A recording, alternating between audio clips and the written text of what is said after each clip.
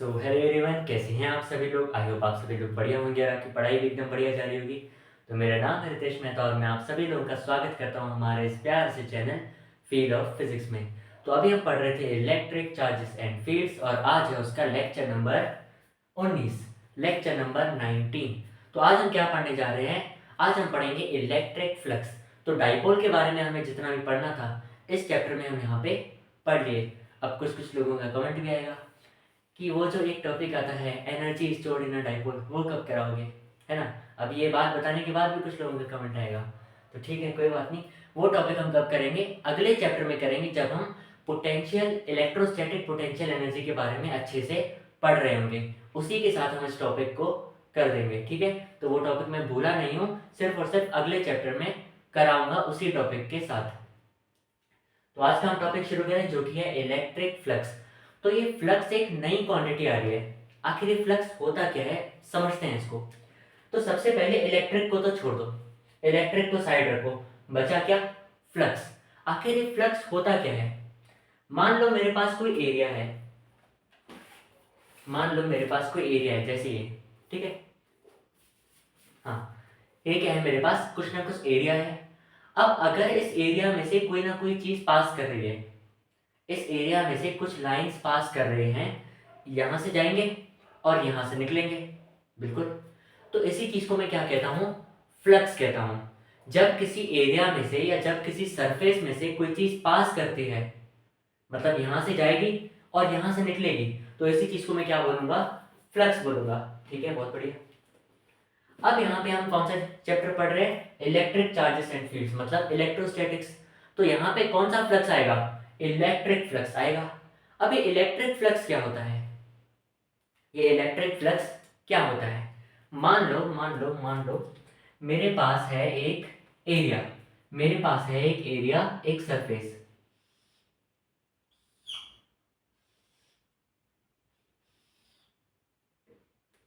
मान सकता हूं? ठीक है, बहुत बढ़िया। हाँ, अब क्या हुआ?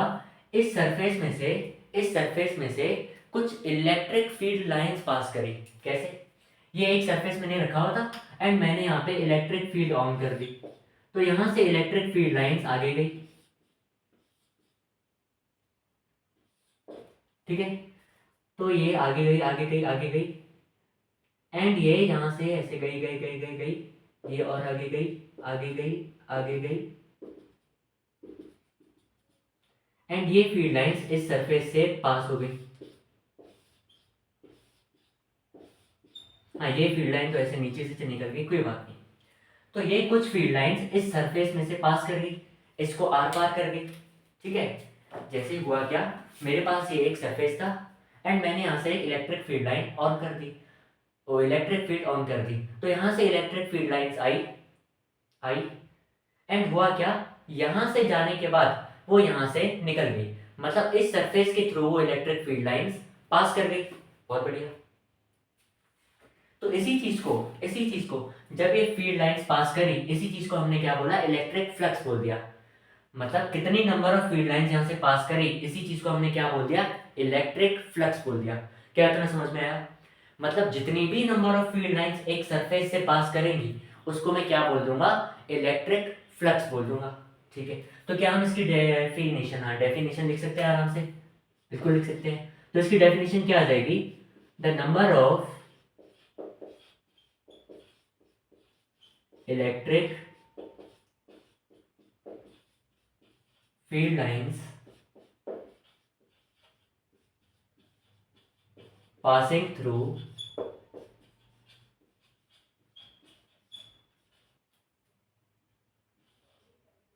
a cross section area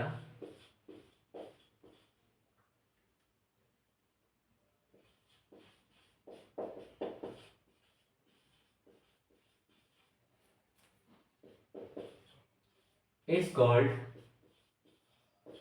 electric flux, is called electric flux। मतलब किसी सरफेस में से कितनी number of field lines pass करेंगी, इसी को मैं क्या बोलूंगा? इलेक्ट्रिक फ्लक्स बोलूंगा। बहुत बढ़िया, इतना आ गया, ठीक है। अब अगर मैं चाहता हूं कि मैं इस इलेक्ट्रिक फ्लक्स को बढ़ाऊं, अब अगर मैं चाहता हूँ कि मैं इस इलेक्ट्रिक फ्लक्स को बढ़ा दूँ, मतलब ज़्यादा number of field lines pass करें, तो मैं क्या क्या कर सकता हूँ बताओ।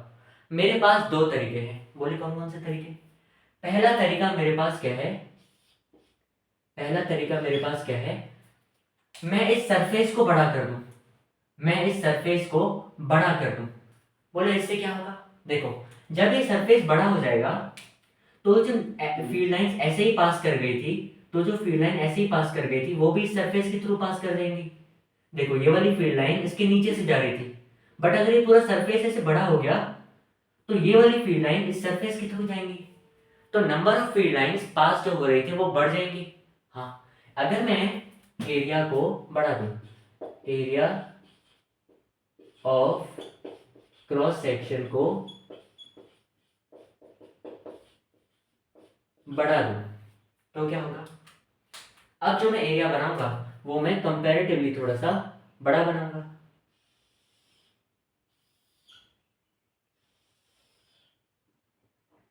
तो ये क्या इस एरिया से बड़ा है, बिल्कुल। तो अब जो फील्ड लाइंस पास करेंगी वो ज्यादा पास कर पाएंगी। हाँ बहुत बढ़िया बहुत बढ़िया बहुत बढ़िया। तो ये फील्ड लाइंस आई,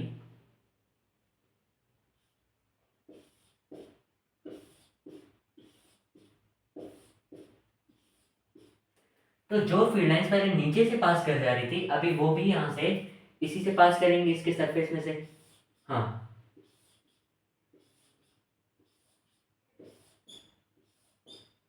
ठीक है।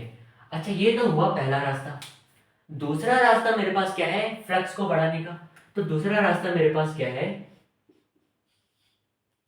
अगर मैं इलेक्ट्रिक फील्ड बढ़ा दूं तो देखो जैसे हम इलेक्ट्रिक फील्ड बढ़ाते हैं तो जो नंबर ऑफ फील्ड लाइंस होती हैं वो बढ़ जाती हैं, और अगर नंबर ऑफ फील्ड लाइंस ही बढ़ गई तो इस सरफेस से भी जो फील्ड लाइंस जाएंगी वो भी बढ़ जाएंगी, तो कुल मिला के मेरा फ्लक्स बढ़ जाएगा।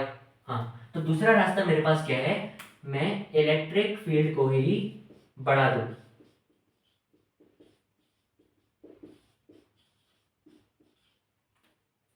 इलेक्ट्रिक फील्ड को ही बढ़ा दूं, एरिया उतना ही रखूंगा, सिर्फ और सिर्फ किसको बढ़ाऊंगा, इलेक्ट्रिक फील्ड को। अभी ज्यादा नंबर ऑफ फील्ड लाइंस आ गई,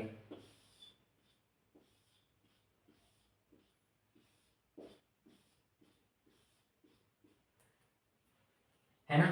यहाँ पे इलेक्ट्रिक फील्ड बढ़ गई तो नंबर ऑफ फील्ड लाइंस ये भी बढ़ गई, तो यहां से जो फील्ड लाइंस पास करेंगी वो भी बढ़ जाएंगी, तो कुल मिला के हमारा यहाँ पे फ्लक्स इंक्रीज हो गया। क्या इतना आया, सेम है ना, 1 2 3 4 5 6 7, 1 2 3 4 5 6 7, बहुत बढ़िया। क्या इतना आया। तो मेरे पास फ्लक्स को इंक्रीज करने के दो तरीके हैं, या तो मैं इस एरिया को इंक्रीज कर दूं या तो मैं इलेक्ट्रिक फील्ड को ही बढ़ा दूं। अगर इन दोनों में से एक भी काम हो गया तो हमारा फ्लक्स बढ़ जाएगा। इसका मतलब कहीं ना कहीं, इसका मतलब कहीं ना कहीं जो फ्लक्स होता है हमारा, इसको हम क्या बोलते हैं, फाई। किससे डिनोट करते हैं, फाई से। तो जो फ्लक्स होता है हमारा, it is directly proportional to electric field,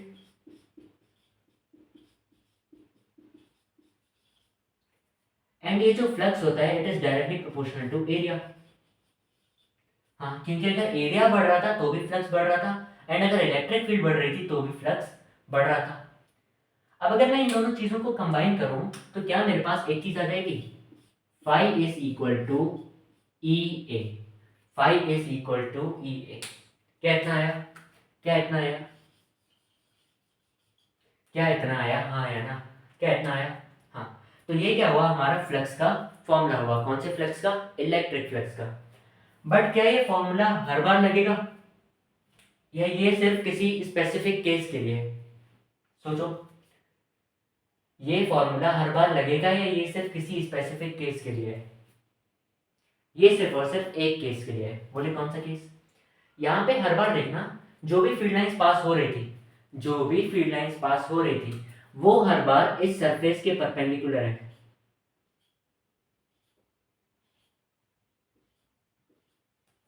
कोई भी फील्ड लाइन टेढ़ी नहीं जा रही, सारे के सारे परपेंडिकुलर है। हाँ, या तो मैं एक और चीज कह सकता हूं, बोले कौन सी चीज, कि ये सारी फील्ड लाइंस एरिया वेक्टर के पैरेलल हैं। बोले एरिया वेक्टर ये क्या होता है, देखो अगर मेरे पास कोई एरिया है, अगर मेरे पास कोई एरिया है तो इस एरिया के इस सरफेस के परपेंडिकुलर, इस सरफेस के परपेंडिकुलर इसको हम क्या बोलते हैं, एरिया वेक्टर। मतलब किसी भी एरिया का जो वेक्टर होता है ना वो उस एरिया के परपेंडिकुलर होता है। हाँ, तो अब एक चीज देखना, अगर मैं यहाँ पे एक छोटा सा एरिया बनाऊं तो इसका जो एरिया वेक्टर होगा क्या वो इसके परपेंडिकुलर होगा? हाँ, ऐसा होगा ना कि ये जो एरिया वेक्टर है ये इसके परपेंडिकुलर होगा। हाँ, अब अगर एरिया वेक्टर भी परपेंडिकुलर है और इलेक्ट्रिक फील्ड लाइन भी इसके परपेंडिकुलर है, ऐसा एरिया वेक्टर भी सरफेस के परपेंडिकुलर है और ये इलेक्ट्रिक फील्ड लाइन भी परपेंडिकुलर है, तो क्या मैं ये कह सकता हूं कि इलेक्ट्रिक फील्ड लाइन और एरिया वेक्टर एक दूसरे के पैरेलल हुए? हाँ, देखो कैसे बताऊं। अगर मैं इस एरिया को, अभी तो मैं साइड से देख रहा हूं ना ऐसे, अब अगर मैं इस एरिया को ऐसे सामने से देखूं तो क्या वो मुझे ऐसा दिखेगा, एक लाइन की तरह, एक लाइन की तरह दिखेगा? हाँ, तो अगर मैं तो बोलूं कि ये है मेरा सरफेस, तो इलेक्ट्रिक फील्ड लाइन कैसे पास कर रही होंगी, ये यहां से आएंगी, यहां से जाएंगी, यहां से आएंगी, यहां से जाएंगी, यहां से आएंगी, यहां से जाएंगी, यहां से आई, यहां से गई। तो एक चीज देखना, यहाँ पे जो भी इलेक्ट्रिक फील्ड लाइन है वो सारी की सारी परपेंडिकुलर है। हाँ, मतलब इलेक्ट्रिक फील्ड लाइन इस सरफेस के परपेंडिकुलर है, और जो एरिया वेक्टर है वो भी इस सरफेस के परपेंडिकुलर है। देखना, ब्लू वाली क्या है, ब्लू वाली है इलेक्ट्रिक फील्ड लाइन और ब्लैक वाली क्या है, एरिया वेक्टर। तो क्या ये दोनों एरिया वेक्टर और इलेक्ट्रिक फील्ड एक दूसरे के पैरेलल हुए? हाँ, तो क्या ये चीज इन तीनों केसेस में हो रही है? हाँ, इन तीनों ही केसेस में जो इलेक्ट्रिक फील्ड लाइन है वो परपेंडिकुलर है सरफेस के।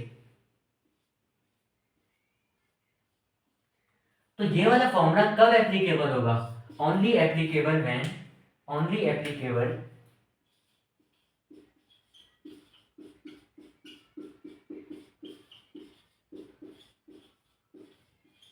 only applicable when electric field line is parallel to area vector। Area vector क्या होता है, किसी भी सरफेस के परपेंडिकुलर, ठीक है। Only applicable when electric field is parallel to area vector. देखना, electric field is parallel to area vector, और electric field is perpendicular to surface. Electric field is perpendicular to surface, एक ही बात है, क्योंकि एरिया वेक्टर भी surface के perpendicular होता है। तो चाहे मैं ये चीज बोलूं या ये चीज बोलूं, दोनों एक ही बात है। तो कुल मिला के क्या हुआ, फ्लक्स क्या होता है, जितनी number of electric field line किसी सरफेस से पास करेंगी उसको मैं फ्लक्स बोल दूंगा। अब अगर मैं एरिया बढ़ाऊं तो भी फ्लक्स बढ़ेगा, अब अगर मैं इलेक्ट्रिक फील्ड बढ़ाऊं तो भी फ्लक्स बढ़ेगा। मतलब फ्लक्स जो आ गया वो हमारा directly proportional to electric field and directly proportional to area. तो यहां से हमने देखा phi is equal to A लिख दिया। हाँ, अभी अगर मैं phi is equal to A लिखूं, ये चीज कब वैलिड है, सिर्फ और सिर्फ तभी वैलिड है जब ये जो इलेक्ट्रिक फील्ड है वो परपेंडिकुलर हो किसके, सरफेस के, या तो पैरेलल हो एरिया वेक्टर के। क्या इतना है? हाँ, जिसको ये चीज समझ में नहीं आई एक और बार मैं बता देता हूँ।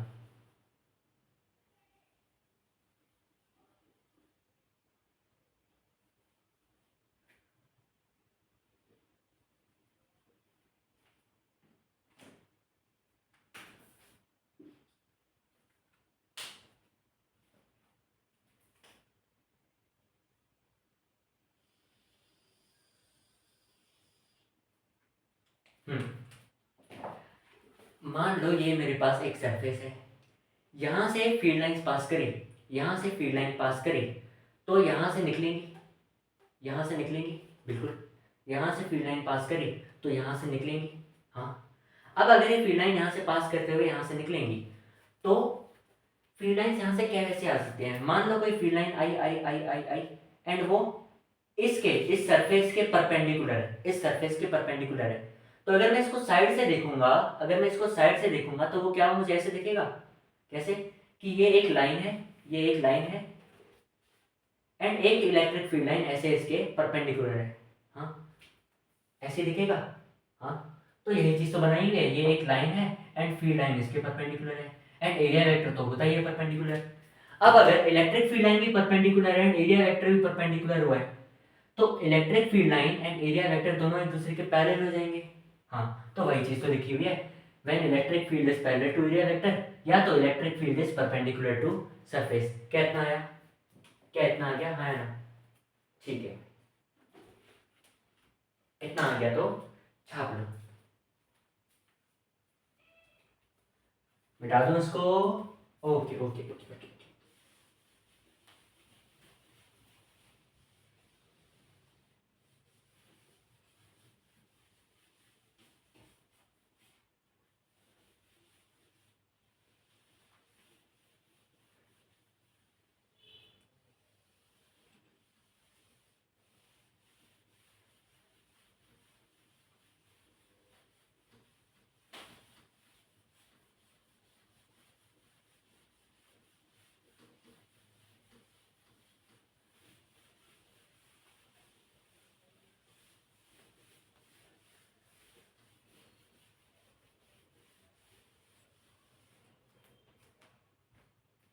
अच्छा, अभी मैंने कहा कि ये फॉर्मूला सिर्फ तभी वैलिड होगा जब इलेक्ट्रिक फील्ड लाइन पैरेलल है एरिया वेक्टर के।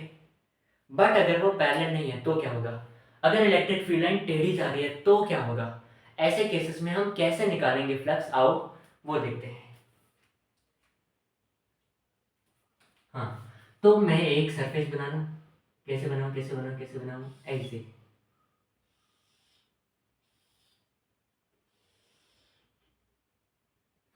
ये क्या है?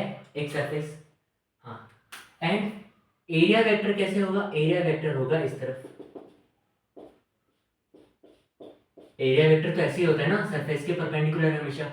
इलेक्ट्रिक फील्ड चाहे कैसे भी क्यों ना है, एरिया वेक्टर तो हमेशा सरफेस के परपेंडिकुलर होगा ना। हाँ, अब अगर इलेक्ट्रिक फील्ड लाइन ऐसे आ रही है,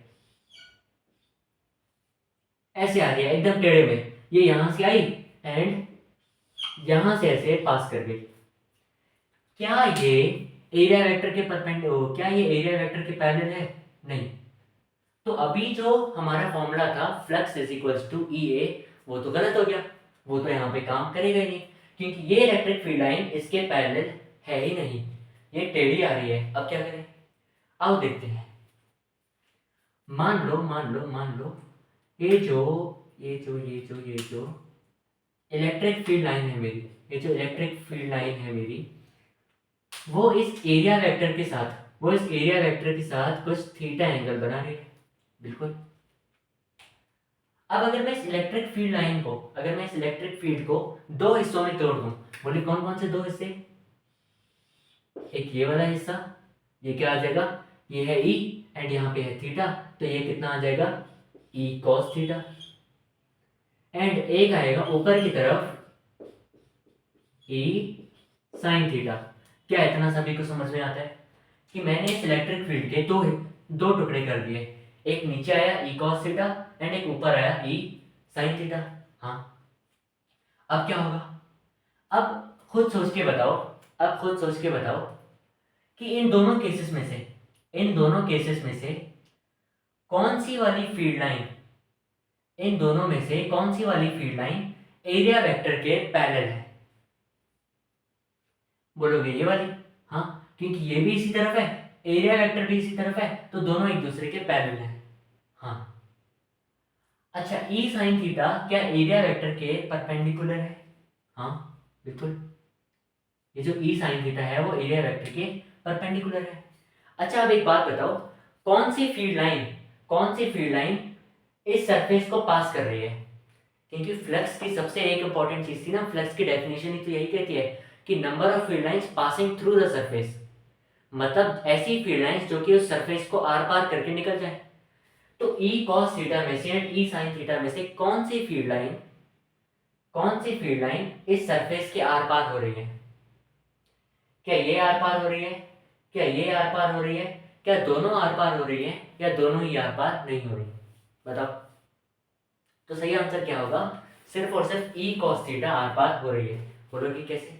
देखो, ये सरफेस है, इलेक्ट्रिक फील्ड लाइन टेढ़ी, इलेक्ट्रिक फील्ड लाइन टेढ़ी।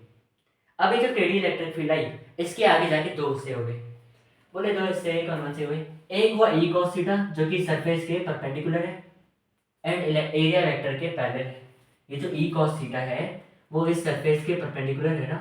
हाँ, तो ये है मेरा सरफेस एंड इसके परपेंडिकुलर यहाँ पे क्या है, इसके परपेंडिकुलर यहाँ पे क्या है, ई कॉस थीटा। अब ये जो ई साइन थीटा है वो इसी सरफेस के अंदर से ऐसे जा रही है ऊपर की तरफ। इसने इसको आर पार नहीं किया, ऐसा नहीं है कि ये टेढ़ी आ रही थी तो ये आर पार करके ऊपर जा रहा है ना, ये यहीं से ही ऐसे आ रहा था, इसका ऊपर की तरफ एक वेक्टर कंपोनेंट हुआ तो यहीं से इसी सरफेस के बीच में से अंदर में से ऊपर जा रहा है। ये आगे नहीं बढ़ा, ये आगे नहीं बढ़ा, मतलब सैंडविच जैसा सोचो। ये ई साइन थीटा ऊपर की तरफ जा रहा है, इधर भी सरफेस है इधर भी सरफेस है, ये सरफेस के बीच में से ऊपर जा रहा है, अंदर ही अंदर। समझ में आया? जैसे इसको अगर मैं साइड से बनाऊं, अगर मैं इसी सरफेस को थोड़ा साइड से बनाऊं, तो अगर मैं इसको साइड से ऐसे देखूंगा सामने से तो क्या है, मुझे लाइन की तरह दिखेगा। हाँ, अभी समझाता हूँ वो क्या है। कहाँ बनाऊं, यही बना लूं। तो ये है मेरा सरफेस, ठीक है। अभी देखना बहुत बढ़िया फील आ जाएगी, बहुत ही बढ़िया फील आ जाएगी। तो इस सरफेस के परपेंडिकुलर में क्या है, एरिया वेक्टर। इस सरफेस के परपेंडिकुलर में क्या है, एरिया वेक्टर। हाँ, अभी एक इलेक्ट्रिक फील्ड लाइन आ रही है टेढ़े में, एक इलेक्ट्रिक फील्ड लाइन आ रही है टेढ़े में। हाँ, एंड वो टेढ़े में ऐसे करके पास कर दी, बिल्कुल। अभी हमें एक चीज पता है कि इलेक्ट्रिक फील्ड और एरिया वेक्टर के बीच एंगल है थीटा।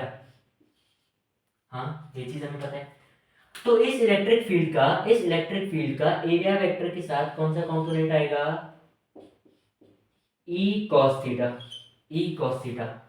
एंड अब जो ई साइन थीटा आएगा ना वो इसी सरफेस के अंदर ही ऐसे इसी सरफेस के अंदर ही ऊपर गया, ई साइन थीटा। ये ई साइन थीटा इसको पार ही नहीं करा, ये ऐसे आ रहा था एंड फिर ये इसी सरफेस के अंदर ही अंदर से ऊपर निकल गया। तो ई साइन थीटा ने असली में इसको पार ही नहीं करा, आर पार कर ही नहीं पाया।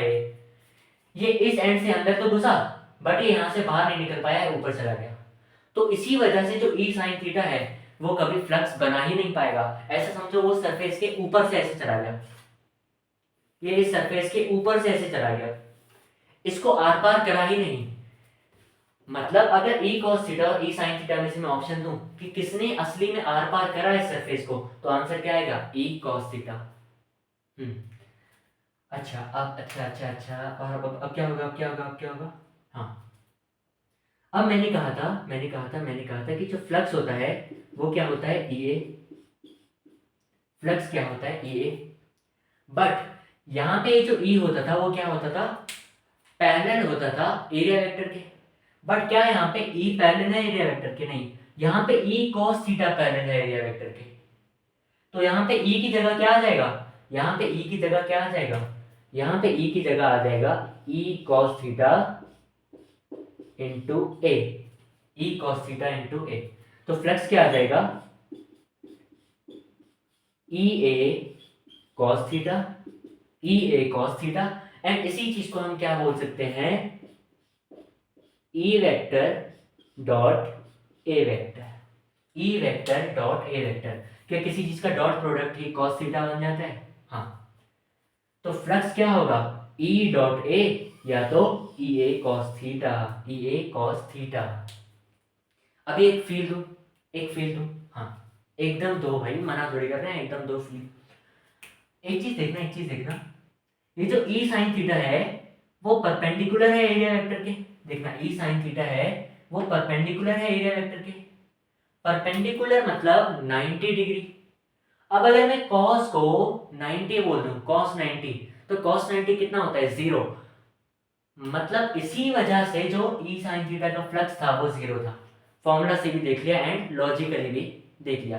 क्या इतना समझ में आया, क्या इतना समझ में आया, अरे हाँ है ना, क्या इतना समझ में आया,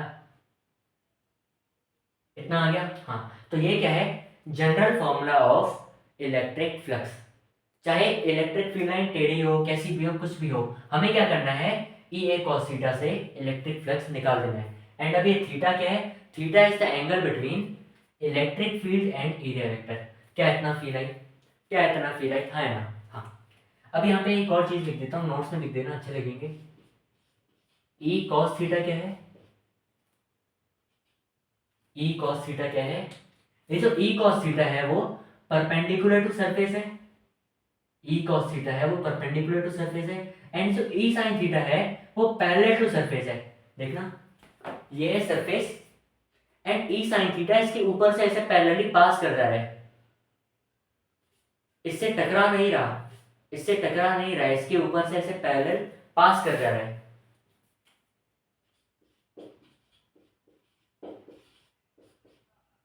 तो ये जो ई कॉस थीटा है वो क्या है, परपेंडिकुलर टू सरफेस,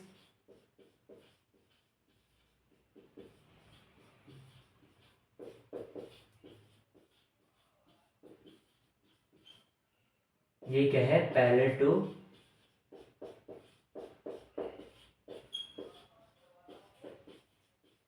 सरफेस। क्या इतना आया, क्या इतना आया, हाँ। तो ये एंड ये क्या हुआ हमारा, ये क्या हुआ general formula for electric flux.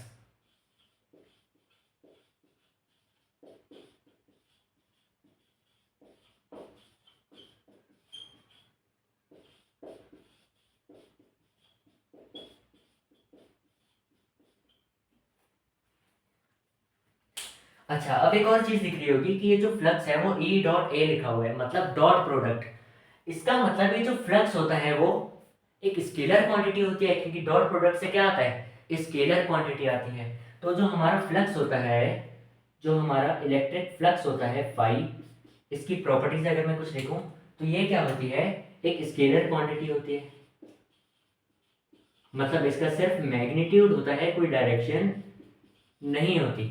ठीक है, अच्छा इसकी यूनिट क्या होगी,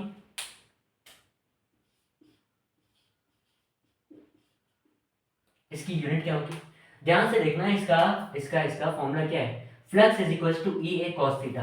अब कॉस थीटा की तो कोई यूनिट नहीं होती। इलेक्ट्रिक फील्ड की यूनिट क्या होती है, इलेक्ट्रिक फील्ड की यूनिट होती है Newton per coulomb, and area की यूनिट क्या होती है, मीटर स्क्वायर। तो इलेक्ट्रिक फ्लक्स की यूनिट क्या बन गई, न्यूटन मीटर स्क्वायर पर कूलम, न्यूटन मीटर स्क्वायर पर कूलम। क्या इतना आया, क्या इतना आ गया, क्या इतना आ गया, क्या इतना आ गया। ठीक है भाई, छापो इसको। अच्छा एक और बात यहाँ पे बता देता हूँ, यहीं किसी कोने में ये क्वेश्चन आया है 3 बार, 3 बार क्वेश्चन आ चुका है ये इसमें, नीट में। बोले क्या सवाल आ रखा है ये 3 टाइम्स, कि अगर कोई फील्ड लाइन, अगर कोई फील्ड लाइन, मतलब अलग अलग टाइप से क्वेश्चन पूछा हुआ था कि जो इलेक्ट्रिक फील्ड लाइन है वो परपेंडिकुलर है सरफेस के,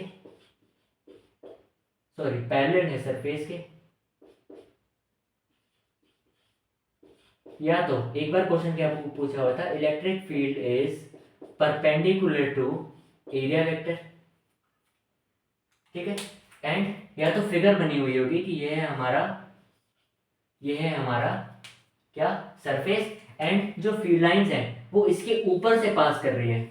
देखना इसके थ्रू पास नहीं कर रही, क्योंकि अगर इसके थ्रू पास कर रही थी तो देखो यहाँ पे नहीं है, ये इसके यहाँ से निकल रही है आर पार होके, ये इसके निकल नहीं रही है आर पार होके, ये इसके ऊपर से पास कर रही है। ठीक है, इस सरफेस के ऊपर से पास कर रही है।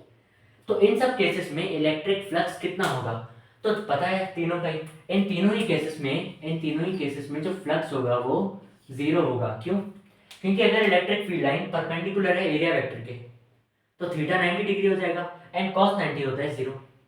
अब दूसरा है पैरेलल टू सरफेस, अगर सरफेस के पैरेलल है, सरफेस के पैरेलल है ऐसे, तो जो चीज सरफेस के पैरेलल होगी, जो चीज सरफेस के पैरेलल होगी वो एरिया वेक्टर के परपेंडिकुलर ही तो होगी, है ना। जैसे ये ई साइन थीटा सरफेस के पैरेलल है, बट क्या है ई साइन थीटा एरिया वेक्टर के परपेंडिकुलर भी है, हाँ। तो जो चीज सरफेस के पैरेलल होगी वो चीज एरिया वेक्टर के परपेंडिकुलर होगी, तो फिर से theta is equal to 90 degree and zero. And अब यही चीज कैसे दिखाई हुई है, एक फिगर के फॉर्म में दिखाई हुई है। तो ये क्वेश्चन 3 बार आ चुका है नीट में, एंड इन सभी का आंसर क्या है, फ्लक्स हमारा जीरो होगा। क्या इतना आ गया, ओके। हाँ अब छाप सकते हो, मिटा दूं इसको, ओके ओके ओके।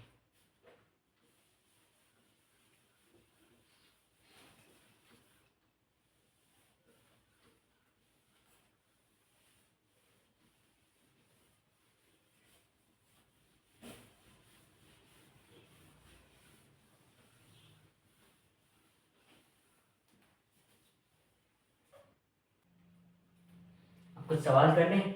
ठीक है, आओ स्टार्ट करते हैं एकदम सिंपल से एक सवाल के साथ। बोलिए क्या है सवाल?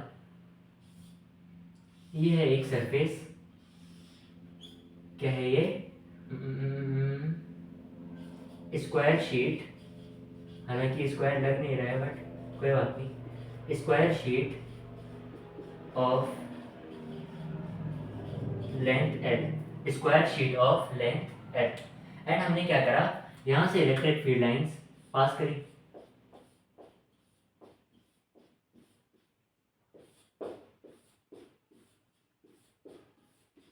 ठीक है, अब बोला फाइंड फ्लक्स। अभी हमें दिख ही रहा है कि जो फील्ड लाइंस हैं वो परपेंडिकुलर हैं सरफेस के। इसका मतलब जो फ्लक्स होगा E A cos theta is equals to E A cos zero हो जाएगा। बोले जीरो क्यों?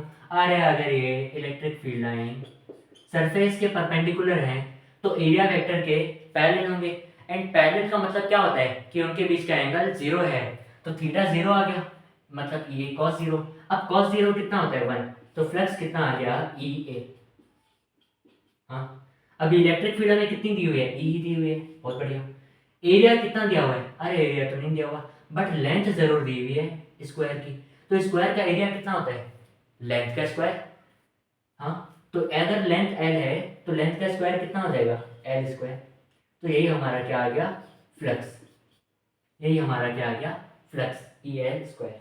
अच्छा, अब क्या होगा? अब अगर हमारे पास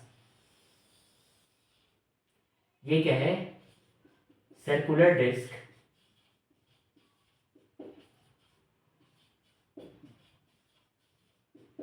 of radius R, capital R. ठीक है, अब अगर हमें फ्लक्स निकालना है तो क्या होगा? ये इलेक्ट्रिक फील्ड लाइन ऐसे दी हुई है,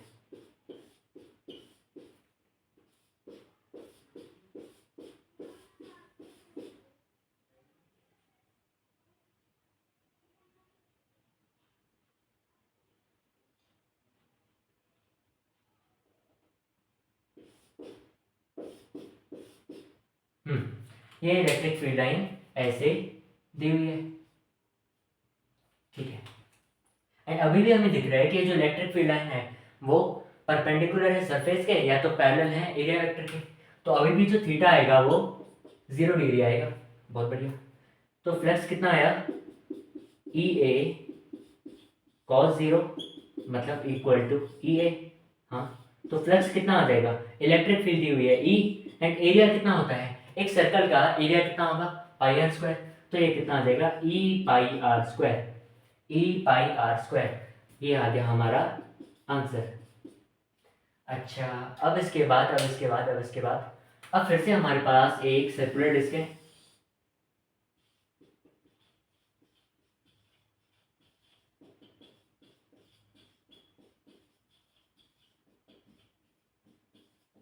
circular disc of radius R, but इस बार क्या हुआ? ये है इसका एरिया वेक्टर, बट इस बार जो इलेक्ट्रिक फील्ड है वो ऐसे सीधी नहीं जा रही, परपेंडिकुलर नहीं है सरफेस के, कुछ ना कुछ एंगल पे है, ऐसी टेढ़ी इलेक्ट्रिक फील्ड लाइन जा रही है।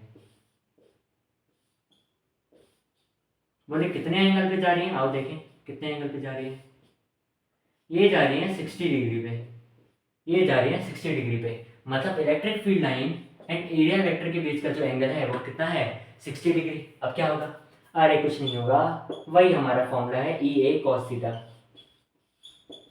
ई ए कॉस थीटा। तो ई ए कॉस थीटा के हिसाब से ई ए तो आ गया, कॉस 60 आ जाएगा। ध्यान रखना है ये जो थीटा है वो क्या है? Angle between electric field and area vector. अगर कोई और एंगल दिया हुआ है, जैसे मान लो ये है हमारा सरफेस, है ना, अब अगर यहाँ पे ये है 60 डिग्री तो ये कितना होता? 30 डिग्री। अगर ये 30 डिग्री दिया हुआ होता angle between electric field and surface, तो यहाँ cos 30 नहीं लिखना था। ध्यान से पढ़ना है क्वेश्चन को कि एंगल बिटवीन ई एंड ए लिखा हुआ है या angle between electric field and surface लिखा हुआ है। ठीक है, हमें क्या लेना है आंसर में? Angle between electric field and area vector. बाकी जो भी एंगल दिए हुए हो वहां से ये चीज निकालने की कोशिश करना। ऐसा नहीं है कि क्वेश्चन में कोई भी एंगल दिया हुआ है एंड उस एंगल को यहाँ पर पटक दिया। क्वेश्चन को पढ़ना है अच्छे से, ठीक है। तो ये क्या आ गया, ई A cos 60 degree. Cos 60 degree कितना होता है, हाफ। तो ये कितना आ गया, ई ए बाई 2, ई ए बाई 2। तो ई तो हमारा ई है, एरिया कितना है पाई आर स्क्वायर, तो ई पाई आर स्क्वायर बटे 2। क्या इतना आया, अरे यार हाँ है ना, क्या इतना आ गया, हाँ है ना, ठीक है, बहुत बढ़िया। छापो इसको, छाप लो भाई, छाप लो। अच्छा एक और आराम से सवाल करा था, एक छोटा सा सवाल क्या है, कहाँ कराऊँ, यहीं करा देता हूँ। क्वेश्चन क्या है, if electric field is equals to 7 I cap plus 8 J cap plus 4 K cap newton per coulomb,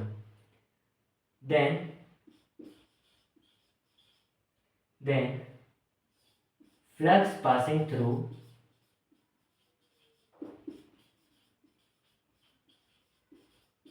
a surface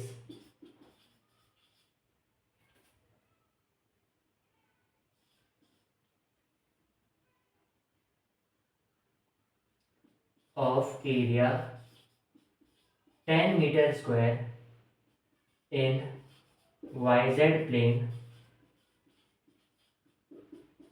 will be। अरे ये क्या लिखा हुआ है भाई साहब, ये क्या लिखा हुआ है, इलेक्ट्रिक फील्ड हमें दिया हुआ है कुछ वेक्टर फॉर्म में 7 I cap plus 8 J cap plus 4 K cap. अब क्या पूछा हुआ है कि फ्लक्स निकालो passing through a surface of area 10 meter square, मतलब एरिया भी दिया हुआ है एंड इलेक्ट्रिक फील्ड भी दी हुई है। अब फ्लक्स निकालते हैं, बट क्या ये 10 डायरेक्टली ई से मल्टीप्लाई हो जाएगा, मतलब फ्लक्स क्या होता है, देखो फ्लक्स क्या होता है,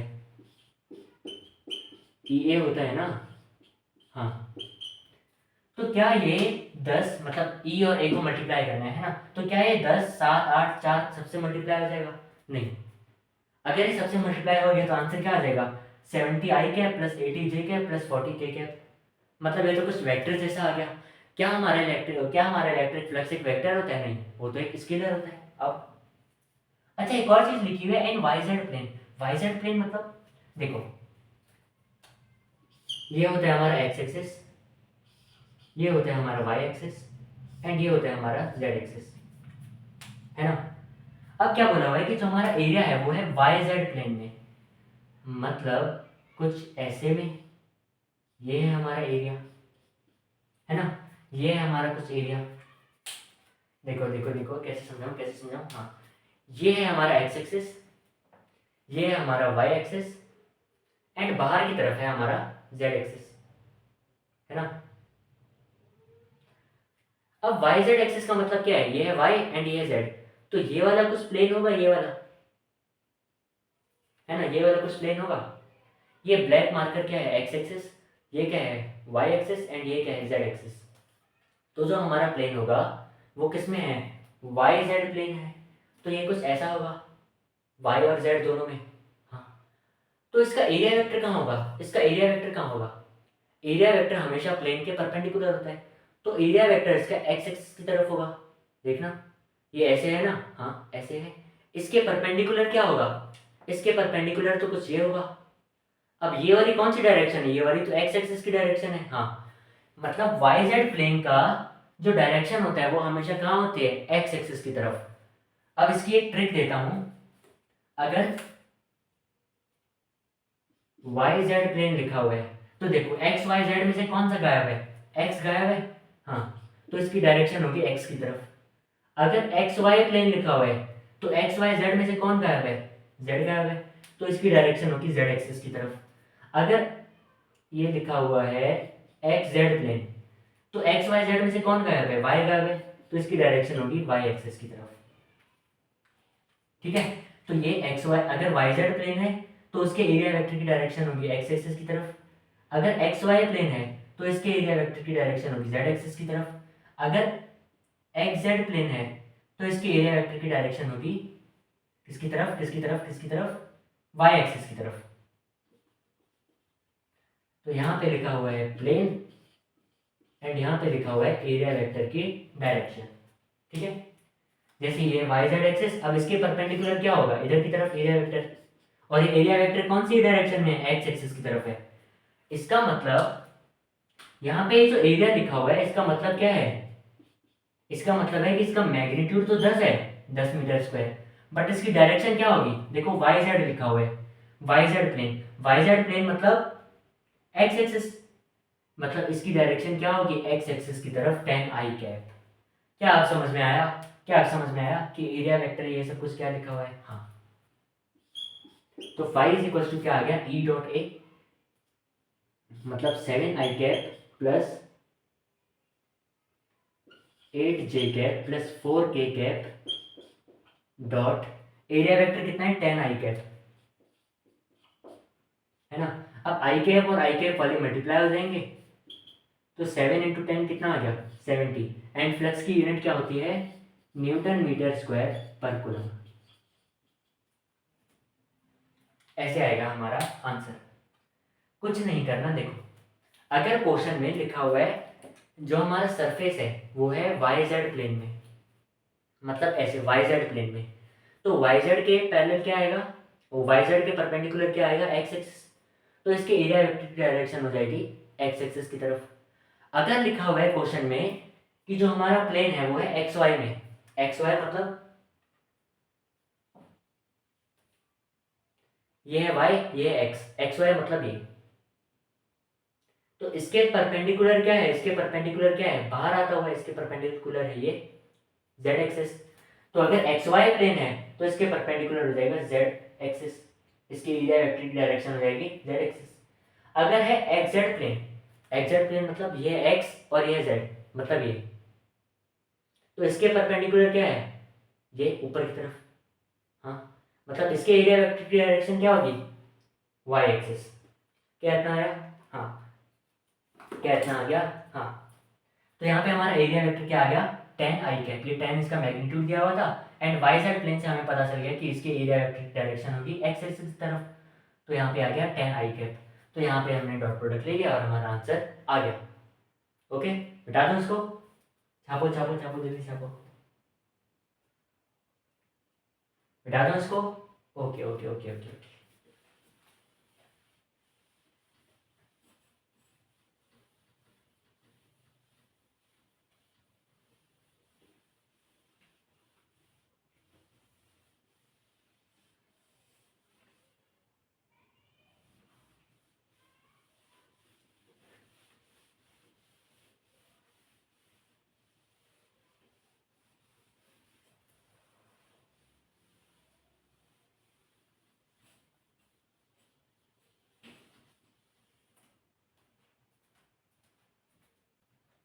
अच्छा, एक पॉइंट नोट करना, एक पॉइंट नोट करना है यहाँ पे। कहाँ लिखूँ कहाँ लिखूँ? भाई साहब पूरा बोर्ड खाली हुआ है एंड पूछा जा रहा है कहाँ लिखूँ। तो नोट क्या करना है, नोट क्या करना है, नोट क्या करना है, हमें पता है कि जो हमारा फ्लक्स होता है वो क्या होता है? E dot A. अगर मैं बोलूँ छोटा सा फ्लक्स कितना होगा, तो वो होगा डी फाई, है ना। अब छोटा सा फ्लक्स किससे पास करेगा? छोटा सा फ्लक्स किसी छोटे से एरिया में से पास करेगा। हाँ, तो यहाँ पे ये क्या हो जाएगा? D A. क्या इतना आया? तो D phi is equal to क्या हो जाता है? E dot D A. अच्छा, अब अगर मुझे टोटल फ्लक्स निकालना है, इस छोटे से फ्लक्स में से टोटल फ्लक्स निकालना है, तो क्या मैं इसको इंटीग्रेट करूंगा? बिल्कुल। तो अगर मुझे फाई नेट चाहिए या फाई टोटल चाहिए, तो मैं इस डी फाई को इंटीग्रेट कर दूंगा। हाँ, अच्छा, डी फाई खुद किसके बराबर है? ई डॉट डी ए के बराबर है। हाँ, तो मुझे फाई नेट निकालने के लिए integration of E dot D ए करना पड़ेगा। क्या इतना आ गया? हाँ, अच्छा, इसमें भी दो केसेस आ सकते हैं, बोले कौन कौन से? If electric field is uniform, uniform electric field मतलब कि ये जो इलेक्ट्रिक फील्ड है वो टाइम के साथ या डिस्टेंस के साथ या कैसे भी चेंज नहीं कर रही है, कांस्टेंट है। तो जब ये कांस्टेंट होगा, जब ये इलेक्ट्रिक फील्ड कांस्टेंट होगी, तो क्या ये इलेक्ट्रिक फील्ड इंटीग्रेशन से बाहर आ जाएगी? क्योंकि कांस्टेंट वाली चीज इंटीग्रेशन से बाहर आ जाती है। हाँ, तो ई बाहर आ जाएगा, अंदर क्या बच जाएगा? Integration of D A. अब इंटीग्रेशन ऑफ डी ए खुद क्या होता है? इंटीग्रेशन ऑफ डी ए खुद क्या होगा? ए। तो इसी वजह से यहाँ पे क्या आ जाता है? Finite E dot A, E dot A. अच्छा, अब अगर इलेक्ट्रिक फील्ड यूनिफॉर्म ना हो, इलेक्ट्रिक फील्ड चेंज हो रही हो, इलेक्ट्रिक फील्ड चेंज हो रही हो विद डिस्टेंस, विद टाइम, कुछ भी, if electric field is not uniform, if electric field is not uniform, अब क्या होगा? अब इलेक्ट्रिक फील्ड चेंज कर रही है, मतलब ये कांस्टेंट नहीं है, तो ये इंटीग्रेशन के साइन से बाहर नहीं निकल सकती। तो इसका आंसर क्या आएगा? यह आएगा integration of E dot D ए। ये अंदर ही रहेगा, ये बाहर नहीं आ सकता। मतलब अभी तक जो भी हम क्वेश्चन कर रहे थे वो हम किसके कर रहे थे? जब इलेक्ट्रिक फील्ड हमारी यूनिफॉर्म थी। बट अगर इलेक्ट्रिक फील्ड नॉन यूनिफॉर्म आ गई तो हमें ऐसे करना पड़ेगा, ई डॉट डी ए को साथ में इंटीग्रेट करना पड़ेगा, हम ई को बाहर नहीं ला सकते। क्या इतना है? हाँ। तो एक लेवल अप सवाल कर रहा हूँ, एक लेवल अप क्वेश्चन कर रहा हूँ, बहुत मजा आएगा। कर रहा हूँ, तैयार हो? एकदम मेंटली तैयार हो, ठीक है? और वो किसका है? नॉन यूनिफॉर्म इलेक्ट्रिक फील्ड का, नॉन यूनिफॉर्म इलेक्ट्रिक फील्ड का, ठीक है? ओके, तैयार हो? है ना? Okay okay okay. ये है हमारी एक्स एक्सिस,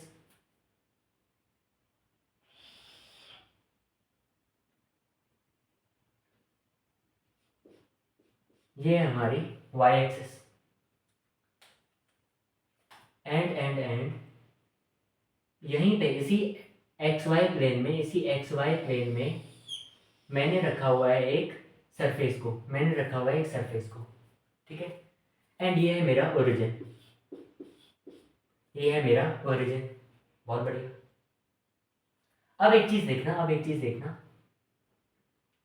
ये है ओरिजिन एंड यहाँ पे ये इस पॉइंट का कोऑर्डिनेट कितना है? इस पॉइंट का कोऑर्डिनेट है a,0। इस पॉइंट का कोऑर्डिनेट है a,0 एंड इस पॉइंट का कोऑर्डिनेट है 0,b। बोले 0,b मतलब, अरे यार इसका मतलब ये है कि इस लाइन की लेंथ है b, इस लाइन की लेंथ है a, क्योंकि ये इससे 0 से a आगे गया ना, है ना? एंड ये 0 से b ऊपर गया। हाँ, बहुत बढ़िया। मतलब इसकी लेंथ है a, इसकी लेंथ है b, कुल मिला के यही मतलब है। अब क्या बोला हुआ है? एक इलेक्ट्रिक फील्ड है यहाँ पे। बोले कैसे? अगर इलेक्ट्रिक फील्ड ऐसे होती, अगर इलेक्ट्रिक फील्ड ऐसे होती, मतलब ये पूरा प्लेन है एंड इस प्लेन के पैरेलल होती, तो फ्लक्स जीरो आ जाता, क्योंकि ये इलेक्ट्रिक फील्ड तो इस प्लेन में से पास ही नहीं कर पाएगी। हाँ, बिल्कुल नहीं कर पाएगी। अच्छा, अब अगर इलेक्ट्रिक फील्ड इस प्लेन से बाहर आ रही हो, ऐसे सोचना कि इलेक्ट्रिक फील्ड लाइन इस बोर्ड में से बाहर आ रही है, ऐसे बाहर आ रही है, मतलब अब ये वाली फील्ड लाइंस इस सरफेस को पास कर रही है, आर पार हो रही है ना, है ना? अंदर से ऐसे बाहर आ रही है ना? ऐसे बाहर आ रही है, या तो बाहर से अंदर जा रही है, कुछ भी मान लो, ऐसे आ रही है, ठीक है? मतलब ये इसको आर पार कर रही है, इसको पास कर रही है, तो इस वजह से तो फ्लक्स होगा। हाँ, अगर एक्स एक्सिस है, ये वाई एक्सिस है, तो क्या मैं ये कह सकता हूं कि अगर फील्ड लाइंस जेड एक्सिस की तरफ है, बाहर की तरफ, जेड एक्सिस की तरफ है, बाहर की तरफ, तो हमारा फ्लक्स आएगा। हाँ, तो अगर मैं बोल दूं, अगर मैं बोल दूं कि जो मेरी इलेक्ट्रिक फील्ड लाइन है, इफ इलेक्ट्रिक फील्ड ये कुछ है एंड इसकी डायरेक्शन क्या है? के कैप में, इसकी डायरेक्शन क्या है? के कैप में, मतलब बाहर की तरफ, बाहर की तरफ, बाहर की तरफ। एंड मैंने एक और चीज समझाई थी कि जब भी मैं कोई चीज बाहर की तरफ लिखूंगा, जब भी मैं कोई चीज बाहर की तरफ लिखूंगा, तो मैं उसको कैसे रिप्रेजेंट करूंगा फिजिक्स में? एक डॉट एंड उसके ऊपर एक सर्कल। इसका मतलब क्या होता है कि ये चीज इस प्लेन से बाहर आ रही है, बाहर आ रही है, ठीक है? हाँ, अब ये इलेक्ट्रिक फील्ड मैंने कहा नॉन यूनिफॉर्म है, मतलब ये चेंज कर रही है। बोले कैसे चेंज कर रही है? तो मैंने बोल दिया कि electric field E is equals to E not x square. Electric field E is equals to E not x square, मतलब जब x की वैल्यू 0 है, देखना ये x एक्सिस है ना, हाँ, इसका मतलब अलग अलग डिस्टेंसेस पे अलग अलग इलेक्ट्रिक फील्ड होगी, अलग अलग वैल्यू ऑफ x पे अलग अलग इलेक्ट्रिक फील्ड होगी। इस पॉइंट पे इलेक्ट्रिक फील्ड कुछ और होगी, इस पॉइंट पे कुछ और होगी, इस पॉइंट पे कुछ और होगी, इस पॉइंट पे कुछ और होगी। मतलब जैसे जैसे मैं x में आगे बढ़ता जाऊंगा, इलेक्ट्रिक फील्ड मेरी चेंज करती जाएगी। अब क्या करूं? अब मैं ये फॉर्मूला नहीं लगा सकता हूं E डॉट E है, ई डॉट ए। क्यों नहीं लगा सकता हूँ? क्योंकि ये तभी वैलिड है जब इलेक्ट्रिक फील्ड यूनिफॉर्म हो। बट क्या मेरी इलेक्ट्रिक फील्ड यूनिफॉर्म है ना? मतलब मुझे ये फॉर्मूला लगाना पड़ेगा फ्लक्स निकालने के लिए। अब मैं क्या करूँ? तो मैं एक काम करता हूँ, मैं फाई नेट लिख देता हूँ ई डॉट ए, है ना। अब आओ इस क्वेश्चन को सॉल्व करते हैं, कैसे होगा।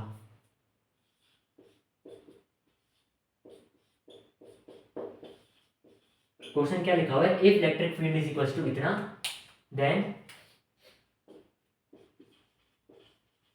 Then find flux through surface.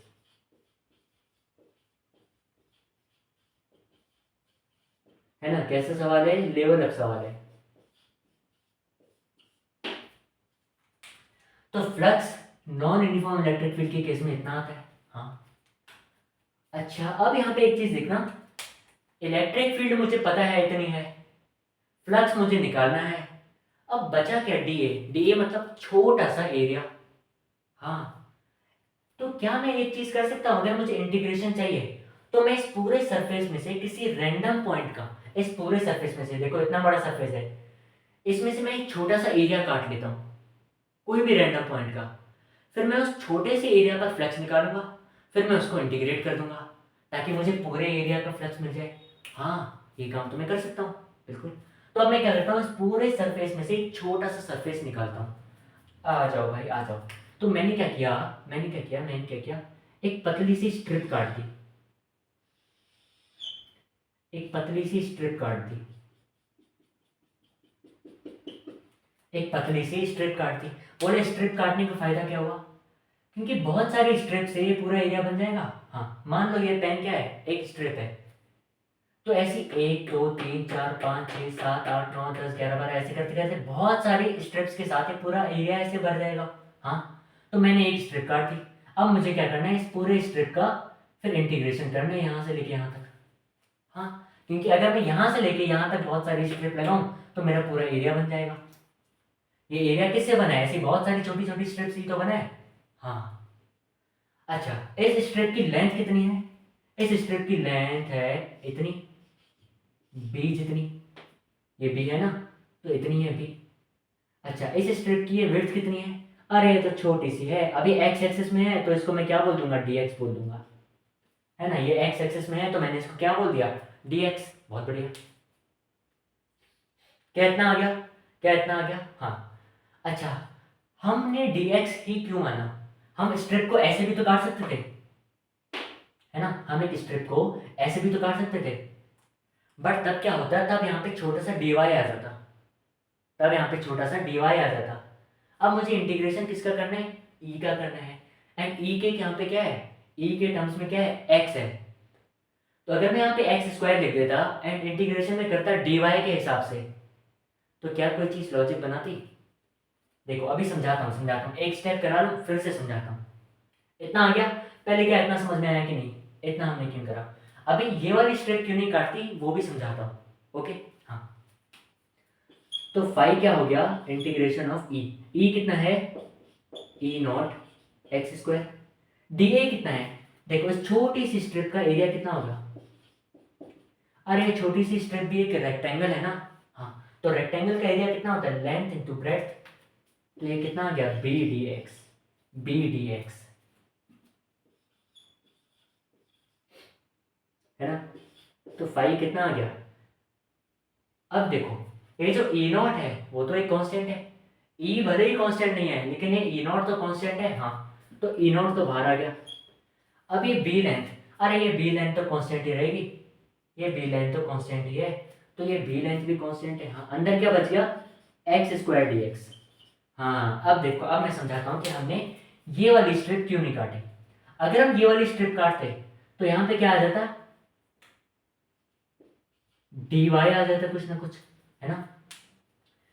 तो जैसे कि यहाँ पे dx है, वो dx हमारा यहाँ पे आ गया, तो अगर ये dy होता तो वो dy यहाँ पे आ जाता, है ना।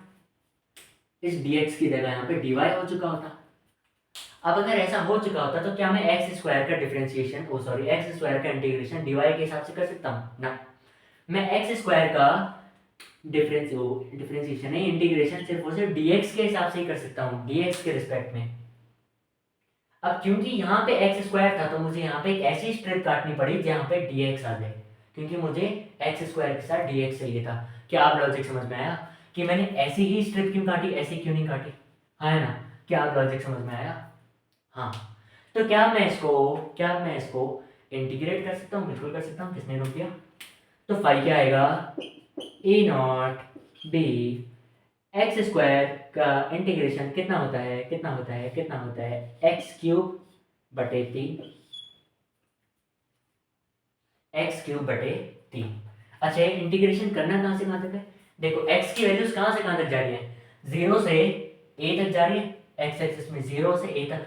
हाँ, तो इसका इंटीग्रेशन में कितना होगा? 0 से लेके a तक, 0 से लेके a तक। तो लिमिट्स भी कहाँ तक लगेंगी? 0 से लेके a तक। बहुत बढ़िया। तो ये कितना आया? E not b a cube upon 3। ये क्या हुआ? Flux through this surface. पूरा इंटीग्रेट हो जाएगा करके total flux through this surface. क्या इतना आ गया? क्या मजा आया इस लेवल सवाल में? तो हमने क्या सीखा? अगर हमारे पास इलेक्ट्रिक फील्ड कांस्टेंट है तो हम आराम से ये यूज कर सकते हैं, पर अगर इलेक्ट्रिक फील्ड कांस्टेंट नहीं है, यूनिफॉर्म नहीं है, तो हमें integration of E dot A use करना पड़ेगा। अच्छा, उसके बाद इलेक्ट्रिक फील्ड अगर एक्स के टर्म्स में है तो हमें क्या करना है? इंटीग्रेशन में भी dx का टर्म लेके आना है। अगर ये y के टर्म्स में लेके होती तो मैं ऐसी वाली स्ट्रिप काटता एंड यहाँ पे मैं dy को लेके आ जाता। समझ में आया? तो ये चीज कौन सी स्ट्रिप काटनी है, क्या करना है, वो सब कैसे पता चलेगा? क्वेश्चन से पता चलेगा। अगर यहाँ पे e x पे डिपेंड कर रहा है तो यहाँ पे dx लाना पड़ेगा। अगर e y पे डिपेंड कर रहा होता तो मुझे यहाँ पे dy लाना होता। अब आया?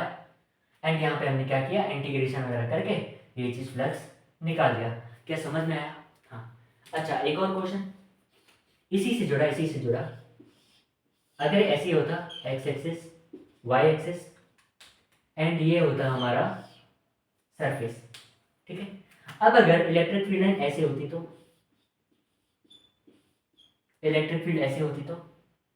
तो यहाँ पे तो मैं बोल देता फ्लक्स कितना आ गया? 0, क्योंकि ये फील्ड लाइंस इस सरफेस के ऊपर से जा रही है, इस सरफेस को आर पार नहीं कर पा रही। तो ऐसा कोई भी केस आता तो हमारे क्या आ जाता है? इलेक्ट्रिक फील्ड लाइन 0 आ जाती है, वो सॉरी इलेक्ट्रिक फ्लक्स 0 आ जाता। एंड रीजन क्या होता?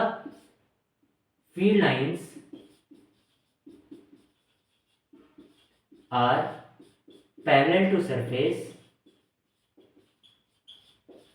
And not passing through it. ये इसके आर पार से पास नहीं कर रही है, सिर्फ और सिर्फ इसके पैरेलल है।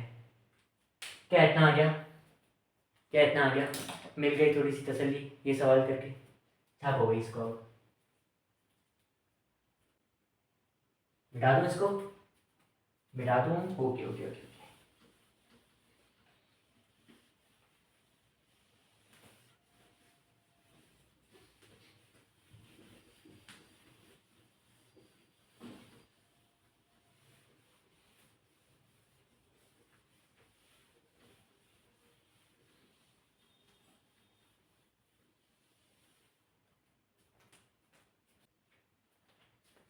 अब अगला नोट करने वाला पॉइंट हमारे पास क्या आता है? बहुत ही इंपॉर्टेंट। अगला पॉइंट हमारे पास क्या आता है?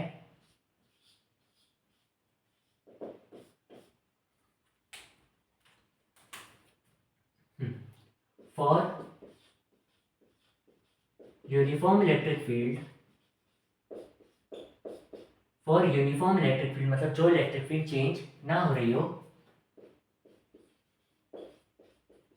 द टोटल या net flux, the total flux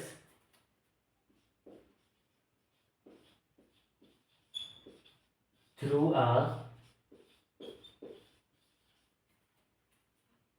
close surface is 0। भाई साहब ये क्या बात बोल दी कि यूनिफॉर्म के इलेक्ट्रिक फील्ड के केस में जो टोटल फ्लक्स होगा through a close surface is 0। Close surface क्या होता है? अभी तक जो भी हम पढ़ रहे थे वो सिर्फ और सिर्फ एक सरफेस था, क्लोज कुछ नहीं था, एक सरफेस था, ठीक है। जैसे एक बोर्ड एक सरफेस है, इसमें कुछ क्लोज नहीं है।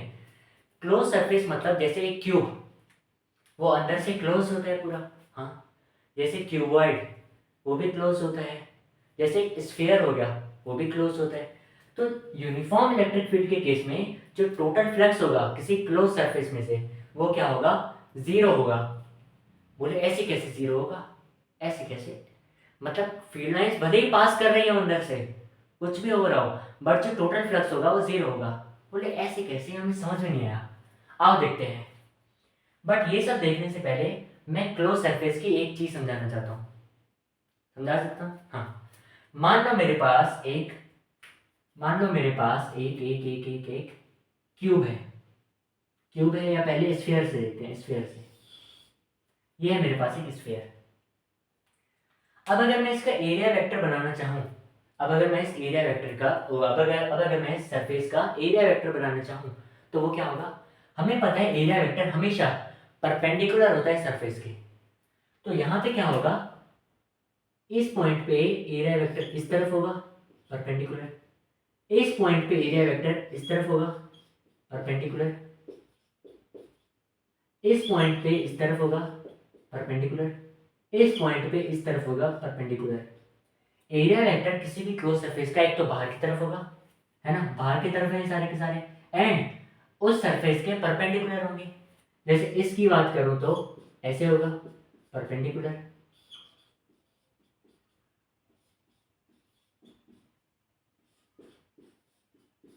तो ये क्या हुआ, एरिया वेक्टर परपेंडिकुलर है किसके, सरफेस के, और बाहर की तरफ है। अच्छा, अब अगर मैं किसी क्यूब की बात करूं तो,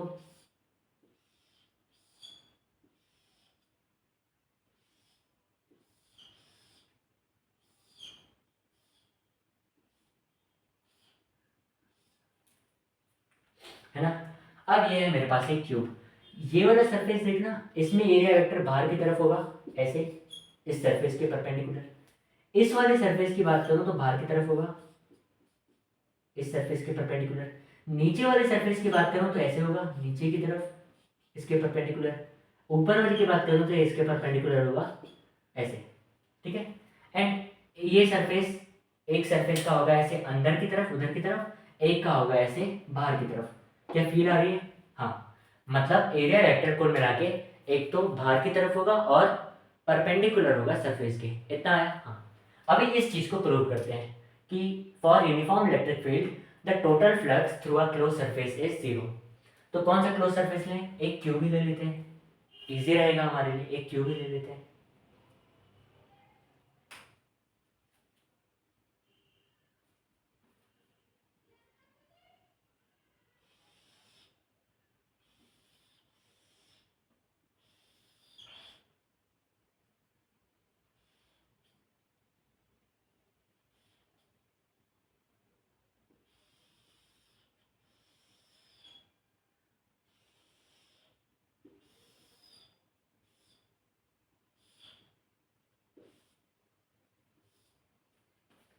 तो ये क्या आ गया हमारे पास, एक क्यूब आ गया, हाँ। अब अगर मैं कहूं, इसका सबसे पहले मैं क्या बनाता हूं, एरिया वेक्टर बना लेता हूं। तो यहां का होगा इस तरफ, एंड यहां का होगा यहां बाहर की तरफ, इस तरफ, ठीक है। अब अगर मैंने कहा कि मेरे पास एक यूनिफॉर्म इलेक्ट्रिक फील्ड है, यूनिफॉर्म इलेक्ट्रिक फील्ड मतलब जिसकी मैग्नीट्यूड या डायरेक्शन कुछ भी चेंज ना हो। तो मैंने कहा कि एक यूनिफॉर्म इलेक्ट्रिक फील्ड यहां से यहां जा रही है ना। जब वो यहां से यहां पास करी तो वो यहां से यहां निकल गई, बहुत बढ़िया, है ना। ये फील्ड लाइंस आई, यहां से आई, एंड यहां से यहां बाहर निकल गई, ओके। अब एक चीज समझना, ये फील्ड लाइन जब आई तो वो इस सरफेस पे आई, एंड इस सरफेस से बाहर निकल गई। इस सरफेस से आई एंड इस सरफेस से बाहर निकल गई। बाकी ऊपर वाला सरफेस, नीचे वाला सरफेस, ये वाला, बाहर वाला, इससे कुछ मतलब नहीं है। जैसे अभी दिखाता हूं, मान लो ये है मेरे पास कुछ, ठीक है। अब जो मिला ले लिया, है ना। ये है मेरे पास कुछ। अब क्या हुआ, फील्ड लाइंस यहां से आ रही है, ऐसे फील्ड लाइन यहां से आ रही है, यहाँ पे आई फील्ड लाइंस, यहाँ पे आई फील्ड लाइंस, यहाँ से आके यहाँ से निकल रही है, यहाँ से, यहाँ से आके यहाँ से निकल रही है। हाँ, मतलब फील्ड लाइन यहाँ से गई, यहाँ से निकली। अब बाकी के जो फेसेस हैं इसके, वहां से तो कोई भी फील्ड लाइन पास ही नहीं करे। जैसे ये वाला फील्ड लाइन तो ऐसे निकल गई ना, यहाँ से तो कुछ पास ही नहीं करा। हाँ, वैसे ही ऊपर से भी कुछ पास नहीं करा, यहाँ से भी कुछ पास नहीं करा, और नीचे से भी कुछ पास नहीं करा। वो सिर्फ यहाँ से गई, यहाँ से गई, यहाँ से निकली, यहाँ से गई, यहाँ से निकली। जैसे अगर मैं दिखाऊं तो यहाँ से गई, ये ऐसे यहाँ से गई, यहाँ से गई, एंड यहाँ से निकल गई, यहाँ से निकल गई। बाकी यहाँ यहाँ यहाँ नीचे कहीं से भी कुछ भी इसका कुछ रिलेशन नहीं था। मतलब एक फेस से गई, दूसरे फेस से निकल गई। बाकी जो चार फेस थे, ऊपर वाला, नीचे वाला, इधर वाला, उधर वाला, उनसे कुछ भी मतलब नहीं था। तो वहां पे जो फ्लक्स होगा वो 0 होगा।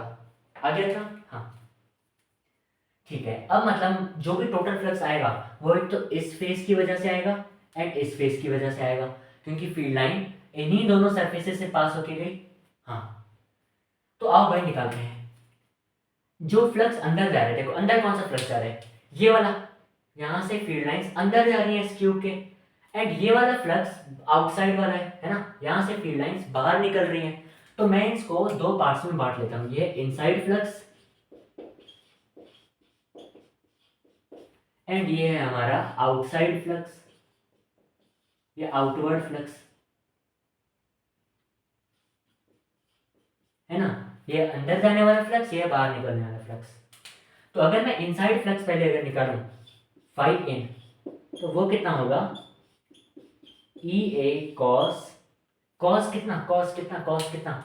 अब देखो इलेक्ट्रिक फील्ड लाइन अंदर की तरफ है, इलेक्ट्रिक फील्ड लाइन अंदर की तरफ है, एरिया वेक्टर बाहर की तरफ है, ऐसे दोनों अपोजिट डायरेक्शन में। देखो इलेक्ट्रिक फील्ड लाइन अंदर की तरफ, एरिया वेक्टर बाहर की तरफ, अपोजिट डायरेक्शन, एंटी पैरेलल, मतलब theta is equals to 180 degree, एक दूसरे की अपोजिट हैं। तो यहाँ पे क्या आ जाएगा, cos 180 डिग्री। अच्छा, cos 180 डिग्री कितना होता है, -1। तो यहाँ पे फाई इन कितना आ गया, माइनस ये, फाई इनसाइड कितना आ गया, माइनस ये। अच्छा, अब यहाँ पे अगर मैं फाई आउटसाइड निकालूं तो फाई आउटवर्ड, बाहर कितना जा रहा है फ्लक्स। देखो बाहर जो इलेक्ट्रिक फील्ड लाइंस जा रही है, ई ए कॉस कितना, electric field line and area vector दोनों सेम डायरेक्शन में, दोनों ही बाहर की तरफ हैं, दोनों ही बाहर की तरफ हैं। तो यहाँ पे कॉस कितना आ जाएगा, कॉस 0। तो फाई आउट कितना आ जाएगा, अरे भाई कॉस 0 1 होता है, तो फाई आउट आ गया ई ए।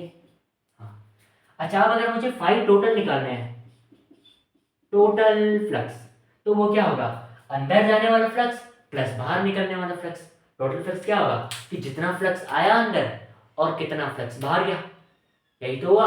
हाँ, तो फाई टोटल क्या होगा, flux inside plus flux outside. Inside वाला फ्लक्स कितना है, माइनस ई ए, आउटसाइड वाला फ्लक्स कितना है, प्लस ई ए।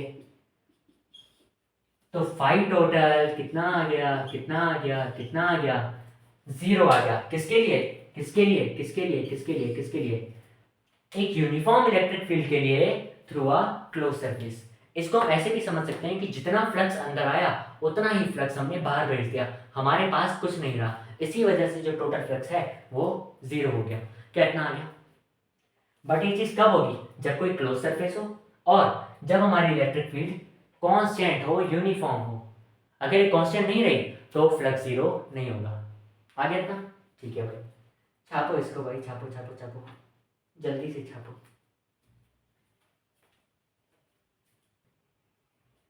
मिटा दो इसको। Okay okay okay okay okay okay okay okay okay okay.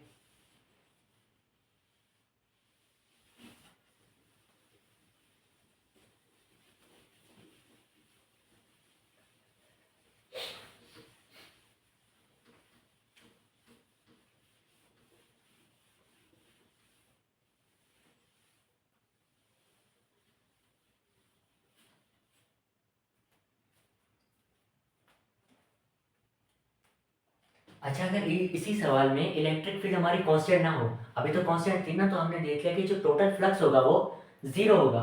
But हमें एक और भी तो चीज़ पता है कि अगर इलेक्ट्रिक फील्ड कांस्टेंट नहीं रही तो फ्लक्स जीरो नहीं होगा।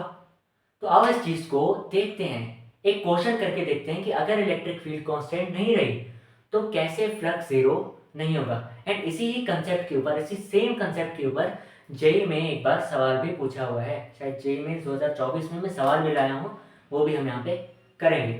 ठीक है, इसी सेम कंसेप्ट के ऊपर कि अगर इलेक्ट्रिक फील्ड कांस्टेंट नहीं है तो फ्लक्स हमारा जीरो नहीं होगा। आओ देखते हैं, पहले हम लॉजिक समझ लेते हैं, उसके बाद हम जेई मेंस वाला सवाल करेंगे। तो क्या है लॉजिक? लॉजिक क्या है? इफ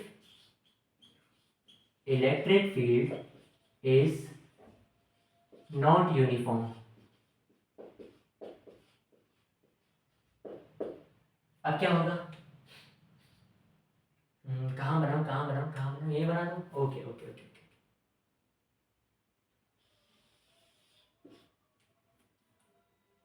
ये है हमारा एक्स एक्सिस,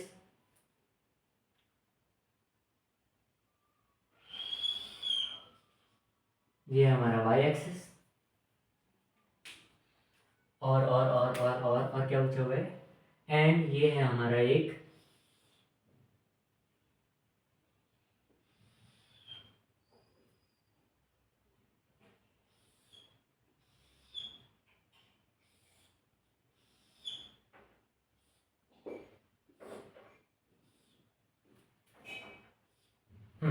ये है हमारा एक क्यूब, है ना, ये है हमारा एक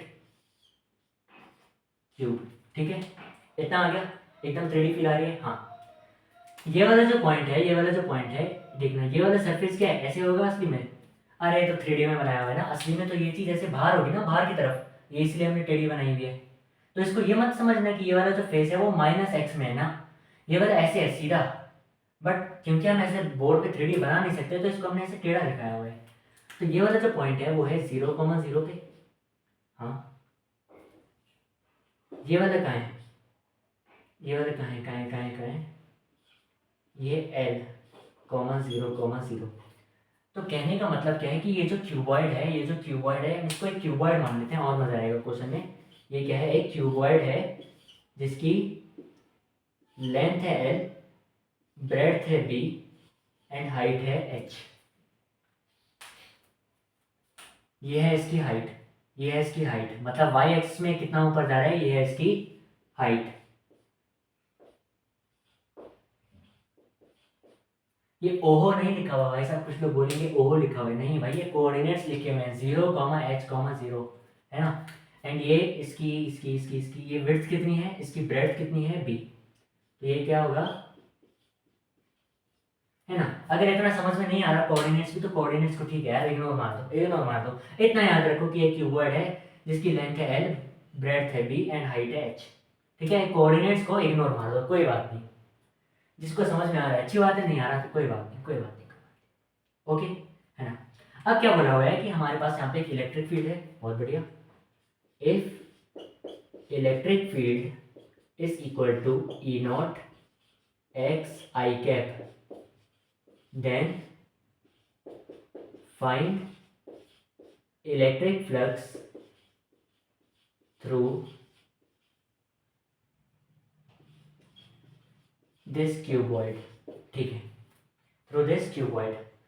अब यहाँ पे देखना, जो इलेक्ट्रिक फील्ड दी हुई है वो x के साथ चेंज कर रही है, x के साथ चेंज कर रही है, मतलब यहाँ पे जो फ्लक्स आएगा वो जीरो नहीं आएगा। हाँ, इलेक्ट्रिक फील्ड की डायरेक्शन क्या दी हुई है, आई कैप, मतलब x एक्सिस में। तो इलेक्ट्रिक फील्ड ऐसे है, तो सबसे पहले मैं एरिया वेक्टर बना लूँ। हाँ, एरिया वेक्टर इसका होगा यहाँ पे एंड एरिया वेक्टर इसका होगा यहाँ पे, बहुत बढ़िया। अब इलेक्ट्रिक फील्ड बना लेता हूँ x एक्सिस में, तो ये हमारी इलेक्ट्रिक फील्ड, है ना। जितनी फील्ड लाइन ऐसे, मतलब ये यहाँ पे मैं ये नहीं बोल सकता, हाँ मुझसे भी एक गलती हुई। मुझसे क्या गलती हुई, मैंने कहा कि जितनी फील्ड लाइन यहाँ से आएंगी उतनी फील्ड लाइन यहाँ से जाएंगी ना। ये तब होता जब इलेक्ट्रिक फील्ड कांस्टेंट होती। अब तो यहाँ एक्स के साथ चेंज कर रही है ना, तो यहाँ से जितनी फील्ड लाइन्स आएंगी जरूरी नहीं है कि वो यहाँ से इतनी ही बाहर निकले। यहाँ की नंबर ऑफ फील्ड लाइन्स और यहाँ की number of field lines different होंगी, है ना। मुझसे ये गलती हुई, तुम लोग मत करना, तुम लोग मत करना। ठीक है। तो यहाँ से जितनी फील्ड लाइंस आएंगी और यहाँ से जितनी फील्ड लाइंस जाएंगी ये दोनों बराबर नहीं होंगे। इतना आया? ओके। अब यहाँ पे देखना हम क्या कर सकते हैं। अगर मुझे टोटल फ्लक्स निकालना है, तो मुझे क्या क्या चीजें चाहिए? मुझे अंदर आने वाला फ्लक्स चाहिए एंड मुझे बाहर निकलने वाला फ्लक्स चाहिए, है ना? हाँ। तो अंदर आने वाला फ्लक्स देखो, एक काम करता हूँ, अंदर आने वाला फ्लक्स अलग से निकालता हूँ, बाहर वाला अलग से निकालता हूँ, एंड देन उन दोनों को जोड़ के मैं टोटल फ्लक्स निकालूंगा। हाँ। तो फाई इनसाइड क्या होगा? जितनी इलेक्ट्रिक फील्ड अंदर आ रही थी डॉट ई डॉट ए। अब भाई साहब, अब कुछ लोग बोलेंगे कि ये एकदम गलत लिख दिया, इलेक्ट्रिक फील्ड तो यूनिफॉर्म नहीं है, तो ये ई डॉट ए कैसे लिख दिया? यहाँ पे तो integration of E dot A आना चाहिए। तो बहुत अच्छी बात है कि ये चीज़ नोटिस करी। बट यहाँ पे एक ट्विस्ट है, ध्यान से देखना, ये जो इलेक्ट्रिक फील्ड है वो किस पे डिपेंड कर रहा है? एक्स पे डिपेंड कर रहा है। हाँ। एंड ये वाला जो सरफेस है, क्या वो चेंज हो रहा है? क्या वो आगे पीछे हो रहा है? जैसे ये था हमारे पास क्यूबॉइड, ये ऐसे रखा हुआ है ना, ये ऐसे रखा हुआ है ना, एक्स वाई जेड में, ये है वाई, नीचे है एक्स एंड बाहर की तरफ होगा जेड, ऐसे रखा हुआ है। हाँ। अब ये वाला जो सरफेस है, इसकी तो एक्स वाली पोजीशन कुछ सेम ही है ना। जैसे मान लो ये असली में कहाँ है? ये देखो, ये ओरिजिन पे है, 0,0 पे है, तो इसकी एक्स की वैल्यू तो चेंज नहीं हो रही। मतलब इस पॉइंट के लिए तो एक्स भी हमारा कांस्टेंट हो गया ना, किसी एक पॉइंट के लिए तो एक्स भी हमारा कांस्टेंट हो गया। जैसे ये पॉइंट है, इस पॉइंट पे एक्स की वैल्यू 0 है, तो अगर हमारा एक्स भी कांस्टेंट हो गया और ई नॉट भी हमारा कांस्टेंट है, तो हमारे एक पॉइंट पे इलेक्ट्रिक फील्ड भी तो कांस्टेंट होगी। तो ये जो ई इनसाइड की बात कर रहे हैं, वो हम किसी भी पॉइंट की बात नहीं कर रहे, वो हम स्पेसिफिक पॉइंट की बात कर रहे हैं जहां पे ये है सरफेस, एंड इस सरफेस पे एक्स की कुछ ना कुछ वैल्यू है। यहाँ पे ये चेंज नहीं कर रही है एक्स की वैल्यू, ये सरफेस यहीं पे ही रहेगा, ये सरफेस आगे पीछे थोड़ी होगा। तो इस पॉइंट के लिए एक्स की वैल्यू कांस्टेंट है, इसी वजह से ई भी हमारा कांस्टेंट है। वो चीज हमने कब करी थी इंटीग्रेशन वाली? हमने तब करी थी जब हमारा इलेक्ट्रिक फील्ड एक्स के साथ चेंज हो रहा था एंड हमें पूरे उसका फ्लक्स चाहिए था। हमें यहाँ पे पूरे का फ्लक्स नहीं चाहिए। मैंने ये नहीं कहा कि यहाँ फ्लक्स निकालो, यहाँ सबका फ्लक्स निकालो ना, मैंने कहा सिर्फ इसी का फ्लक्स निकालो, एंड सिर्फ इसी के लिए एक्स की वैल्यू हमारी कांस्टेंट है। वहां पे हर पॉइंट के लिए एक्स की वैल्यू अलग हो रही थी, बट यहाँ पे देखना हर पॉइंट के लिए एक्स की वैल्यू यही है, 0,0। एक क्यूब को असली में इमेजिन करके देखो ना थोड़ा 3D में। ये है क्यूबॉइड, इसके नीचे है एक्स एक्सिस, ऊपर है वाई एक्सिस। अब खुद सोचो, यहाँ पे ओरिजिन, तो क्या ये जो क्यूब का ये वाला साइड है वो इस ओरिजिन पे है? हाँ, मतलब यहाँ पे एक्स वाई जेड तीनों की वैल्यू क्या होगी? 0 होगी। इस पॉइंट पे एक्स वाई जेड तीनों की वैल्यू क्या होगी? 0 होगी। अच्छा, एंड यहाँ पे आ जाओ, यहाँ पे भी देखो, यहाँ पे आ जाओ, यहाँ पे भी देखना सिर्फ और सिर्फ z की वैल्यू है 0,0,b। मतलब यहाँ पे भी x की वैल्यू 0 है, मतलब इस पूरे सरफेस के लिए x की वैल्यू क्या होगी? 0 होगी। इस पूरे सरफेस के लिए x की वैल्यू क्या होगी? 0 होगी, कांस्टेंट हो जाएगी एक। तो इसी वजह से हमने ये कर दिया, है ना? अब समझ में आया थोड़ा बहुत कि इस पूरे सरफेस के लिए x की वैल्यू क्या हो जाएगी? कुछ कांस्टेंट हो जाएगी। हाँ, तो फाई इनसाइड कितना हो जाएगा? ई इनसाइड कितना होगा? At x is equal to 0। यहाँ पे लिख भी देना है ना, at x is equal to 0। अरे जब मैं x की वैल्यू 0 पुट करूंगा तो इलेक्ट्रिक फील्ड 0 आ जाएगा, एंड अगर इलेक्ट्रिक फील्ड 0 आ गया तो फ्लक्स इनसाइड में कितना आ जाएगा? 0। मतलब यहाँ पे कोई इलेक्ट्रिक फील्ड है ही नहीं, क्योंकि x इज इक्वल टू 0 पे इलेक्ट्रिक फील्ड 0 है। तो बोल रहे लाइंस क्यों बनाई? अरे हटा देते हैं, हमें पहले थोड़ी पता था, अभी हमें पता है, तो ये लाइन हटा देते हैं, कोई इलेक्ट्रिक फील्ड यहाँ पे है ही नहीं। ठीक है। अच्छा, फाई आउट निकालो, ये कितना होगा? ई आउट डॉट ए। बहुत बढ़िया। ये इसकी जगह मैं लिख देता हूँ ई ए कॉस थीटा, है ना। ई डॉट ए की जगह ई ए कॉस थीटा भी तो लिख सकता हूँ, है ना, सही है कि नहीं। हाँ अच्छा, at x is equals to, देखना ये वाला जो सरफेस है, अब ये वाला सरफेस, अब फाई आउट जो होगा वो इसी सरफेस से तो होगा, जो आउटवर्ड फ्लक्स होगा वो इसी सरफेस से तो बाहर जाएगा। हाँ, एंड इस सरफेस पे x की वैल्यू क्या है, l, इस सरफेस पे x की वैल्यू क्या है, l। ये ऐसे होगा ना, बाहर की तरफ सरफेस, बाहर की तरफ होगा ना ये सरफेस। हाँ, तो इसका क्या होगा, एल, x की वैल्यू l होगी। हाँ, तो at x is equals to l, electric field हमारी कितनी आ जाएगी, ई नॉट एल आ जाएगी। हाँ, x की जगह हमने l पुट कर दिया, बहुत बढ़िया। तो फाई आउटवर्ड कितना आ जाएगा, ई आउटसाइड कितना है, ई आउटसाइड कितना है,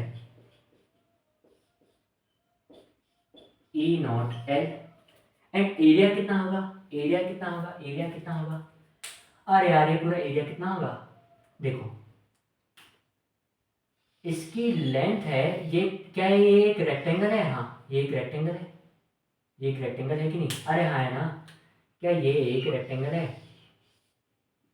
हाँ ये एक रेक्टेंगल है। इसकी लेंथ कितनी है, इसकी लेंथ तो है एच जितनी, हाइट, ये क्या इसकी हाइट है। हाँ, एंड इसकी ब्रेड्थ कितनी है, अरे इसकी ब्रेड्थ तो है बी, तो ये वाली लेंथ इसकी कितनी है, हाइट है एच, तो इस रेक्टेंगल का एरिया कितना आ जाएगा, H into B, H into B ले जाएगा। हाँ, तो इसका एरिया कितना आ गया, एच इंटू बी। अच्छा, कॉस थीटा, अब area vector and electric field दोनों सेम डायरेक्शन में, मतलब theta is equal to 0 degree, and cos 0 कितना होता है 1, तो यहाँ पे मैं लिख दूंगा कॉस 0, कॉस 0 कितना हो जाएगा 1, तो फाई आउटवर्ड कितना आ गया, E not l b h, E not l b h, बहुत बढ़िया। तो फाई नेट कितना आ जाएगा, फाई नेट कितना आ जाएगा, phi in plus phi out, phi इन कितना है 0, फाई आउट कितना है E not l b H, तो फाई नेट कितना आ जाएगा, ई नॉट एल बी एच, कितना आ गया। यहाँ पे सिर्फ एक ही प्रॉब्लम हो सकती है क्या, कि थोड़ा विजुअलाइज करने में दिक्कत हो रही होगी, तो एक काम करना, कुछ भी क्यूबॉइड जैसा ले लेना, उनको एक्स वाई जेड एक्सिस में रख के देखना ऐसे, है ना, ओरिजिन के साथ ऐसे रख के देखना, खुद चीज़ें थोड़ा सा समझ में आने लगी होंगी। यहाँ पे क्या दिक्कत होती है बोर्ड में, कि ये चीज़ थोड़ा सा टेढ़ी दिखाई गई है, बट ये चीज़ टेढ़ी है नहीं, ये चीज़ बाहर की तरफ है, इसी वजह से थोड़ा फिगर वगैरह समझने में दिक्कत हो जाती है।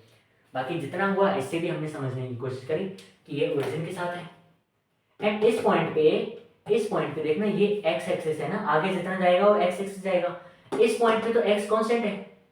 हाँ, अब ये आगे जा रहा है, अब आगे जा रहा है, एंड इस पॉइंट पे भी एक्स कांस्टेंट है, तो इन दोनों पॉइंट्स पे जो हमारा एक्स है वो कांस्टेंट है, कितना आया। हाँ, ओके ओके ओके, अब इसको छाप लो, इसके बाद हम देखते हैं जेई में आया हुआ सवाल, आ गया, मिटा दो इसको, ओके।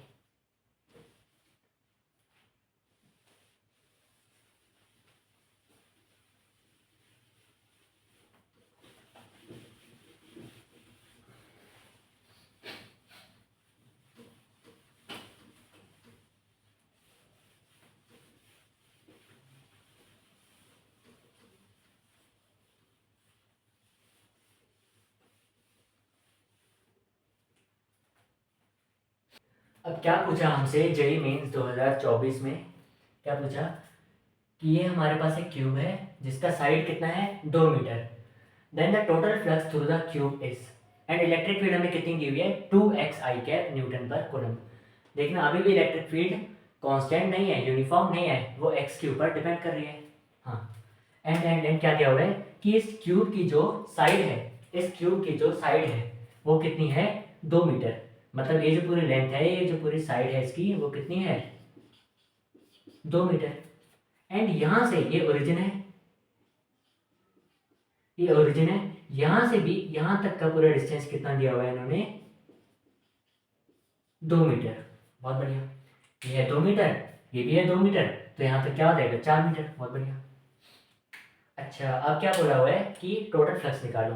तो अभी फिर से वही चीज़, टोटल फ्लक्स निकालने के लिए मुझे दो चीज़ें चाहिए, इनसाइड फ्लक्स और आउटसाइड फ्लक्स। तो आओ वही निकालते हैं। फ्लक्स इनसाइड कितना होगा, जितनी इलेक्ट्रिक फील्ड इनसाइड आ रही होगी डॉट ए। फिर से वही लॉजिक है मेरा, फिर से वही लॉजिक है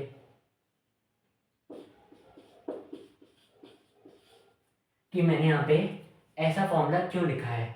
बोले इसलिए क्योंकि जो फ्लक्स इनसाइड आएगी, देखो इलेक्ट्रिक फील्ड की डायरेक्शन क्या है, एक्स एक्सिस की तरफ, तो मतलब इलेक्ट्रिक फील्ड आएंगी इस तरफ एंड बाहर निकलेंगी यहाँ से, है ना। तो अब एक चीज देखना, जो ये वाला सरफेस है, जो ये वाला सरफेस है पूरा, उसके लिए तो x की वैल्यू हमारी कौन साइड रहेगी, क्योंकि ये सरफेस वैसे बाहर की तरफ है ना, एंड इसके लिए x की वैल्यू कुछ ना कुछ यहाँ पे होगी। बोले कितनी होगी, देखो ये है 0 एंड यहाँ से 2 हम आगे बढ़ गए, तो यहाँ पे x की वैल्यू कितनी होगी 2,0 एंड यहाँ से हम 2 और आगे बढ़े, देखो तो यहाँ पे x की वैल्यू कितनी होगी 4,0। समझ में आ रही है चीज़ें। ये 0 था, ये क्वेश्चन में दिया हुआ था 2 मीटर, एंड हम 2 मीटर आगे बढ़े तो ये 2,0 हो गया, हम 2 मीटर और आगे बढ़ गए तो ये 4,0 हो गया। 2 मीटर और आगे क्यों बढ़े, अरे क्योंकि ये इसकी साइड लेंथ है ना, ये इसकी साइड ही तो है। हाँ, ये इसकी साइड लेंथ खुद दी हुई है 2 मीटर। बहुत बढ़िया।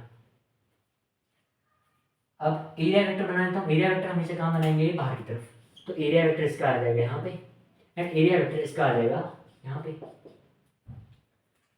अब यहाँ पे देखना phi inside is equal to E inside कितना होगा, बोले ई इनसाइड कितना होगा, देखो at x is equal to 2 meter पर ई कितना होगा 2 इंटू एक्स की वैल्यू 2 है, 2 इंटू 2 4, 2 इंटू 2 4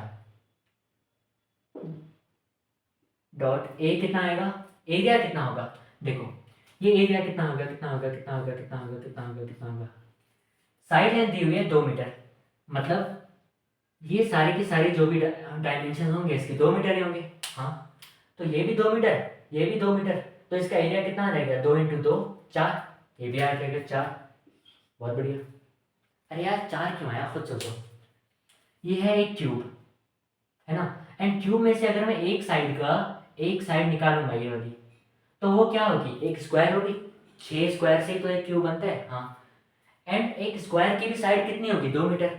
अब स्क्वायर का एरिया कितना होता है, स्क्वायर का एरिया कितना होगा 2 इंटू 2 4, हाँ तो आ गया 4। अच्छा, कॉस थीटा, अब देखो इलेक्ट्रिक फील्ड अंदर की तरफ है, एरिया वेक्टर बाहर की तरफ है, मतलब दोनों अपोजिट डायरेक्शन में, थीटा 180 डिग्री। हाँ, तो यहाँ पे क्या आ जाएगा कॉस 180 डिग्री, तो फाई इनसाइड कितना आ गया -16, -16। बहुत बढ़िया। एंड ये चीज हमने कहाँ निकाली, at x is equal to 2 meter पर। अब हम निकालते हैं आउटवर्ड फ्लक्स, आउटवर्ड फ्लक्स, तो वो क्या होगा E outward dot a cos theta. बहुत बढ़िया। ये हम कहाँ निकालेंगे, at x is equal to 4 metre. बोलिए कैसे, 2 जब हम आगे बढ़े, ये फिगर भी क्वेश्चन में दिया होता है ना, ये जब हम 2 आगे बढ़े तो ये इनवर्ड फ्लक्स आ गया, जब हम 2 और आगे बढ़ गए तो यहाँ से फ्लक्स आगे जा रहे, बाहर रह रहे, तो ये आ जाएगा आउटवर्ड फ्लक्स, कहाँ पे, at x is equal to 4 पर। तो ई आउटवर्ड कितना बन जाएगा, एक्स की वैल्यू यहाँ पे 4 रख के देखो, 2 इंटू 4 8। एरिया अभी भी कितना होगा, अरे यार एरिया इसका भी तो उतना ही होगा, क्योंकि ये एक क्यूब है, इसकी हर साइड का एरिया सेम होगा, ये एरिया अभी भी 4 ही आएगा। एंड कॉस यहाँ पे कितना आएगा, देखो एरिया वेक्टर भी बाहर की तरफ, इलेक्ट्रिक फील्ड भी बाहर की तरफ, तो क्या हो गए, थीटा 0 हो गया, ये दोनों सेम डायरेक्शन में है, थीटा 0 डिग्री हो गया। हाँ, तो ये क्या आ गया कॉस 0 डिग्री, तो फाइव आउट कितना आ जाएगा, 8 इंटू 4 कितना आ जाएगा 32। हाँ, अब ये था -16, ये है +32, तो 5 टोटल अगर मैं निकालूं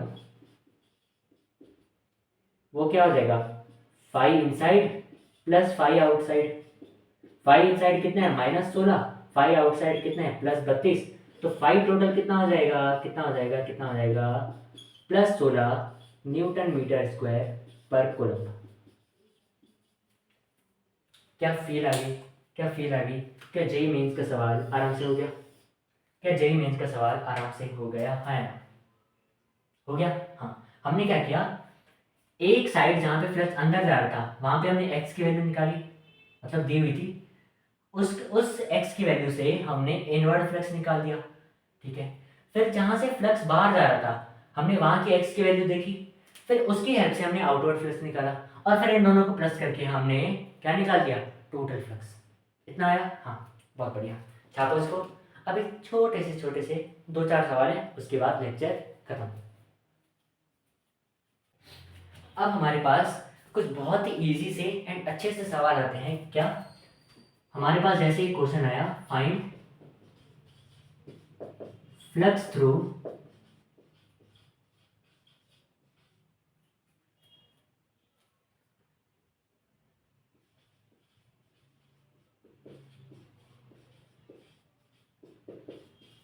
हेमिस्फेरिकल एरिया।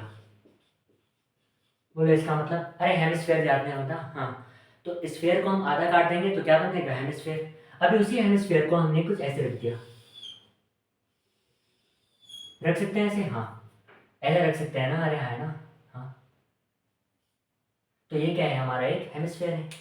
हाँ, अभी इन्होंने क्या बोला कि ये हमारे पास एक हेमिस्फेयर है, हमने यहाँ से एक इलेक्ट्रिक फील्ड ऑन कर दी, बहुत बढ़िया।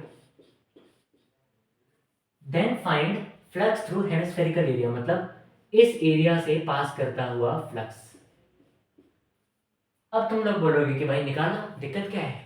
अरे दिक्कत है, बहुत बड़ी दिक्कत है। बोले क्या? देखो, फील्ड लाइंस तो सीधा सीधा ही पास करेंगी, बट रही बात एरिया वेक्टर की, तो मैंने कहा था कि एक एरिया वेक्टर इनका कैसे होगा, इस पॉइंट पे बाहर की तरफ होगा ऐसे, इस पॉइंट पे इसके परपेंडिकुलर होगा ऐसे, इस पॉइंट पे इसके परपेंडिकुलर होगा ऐसे, मतलब अलग अलग पॉइंट पे एरिया वेक्टर की डायरेक्शन अलग अलग होगी। हाँ, तो एक इलेक्ट्रिक फील्ड मान लो आगे ऐसे, ठीक है, एक इलेक्ट्रिक फील्ड की डायरेक्शन थोड़ी बदलेगी, वो तो सीधा जा रही थी, वो तो सीधा ही निकलेगी।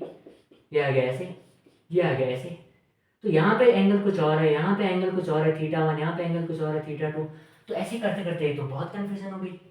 मतलब यहाँ पे हर पॉइंट के लिए अलग एंगल होगा, तो हम किस किस को इंटीग्रेट करेंगे, पूरा इंटीग्रेट वगैरह करना पड़ेगा। अब क्या करें, अब क्या करें, अब क्या करें? अब हमें एक चीज पता है, बोले कौन सी चीज? हमें एक चीज पता है, बोले कौन सी चीज पता है? हमें पता है कि फॉर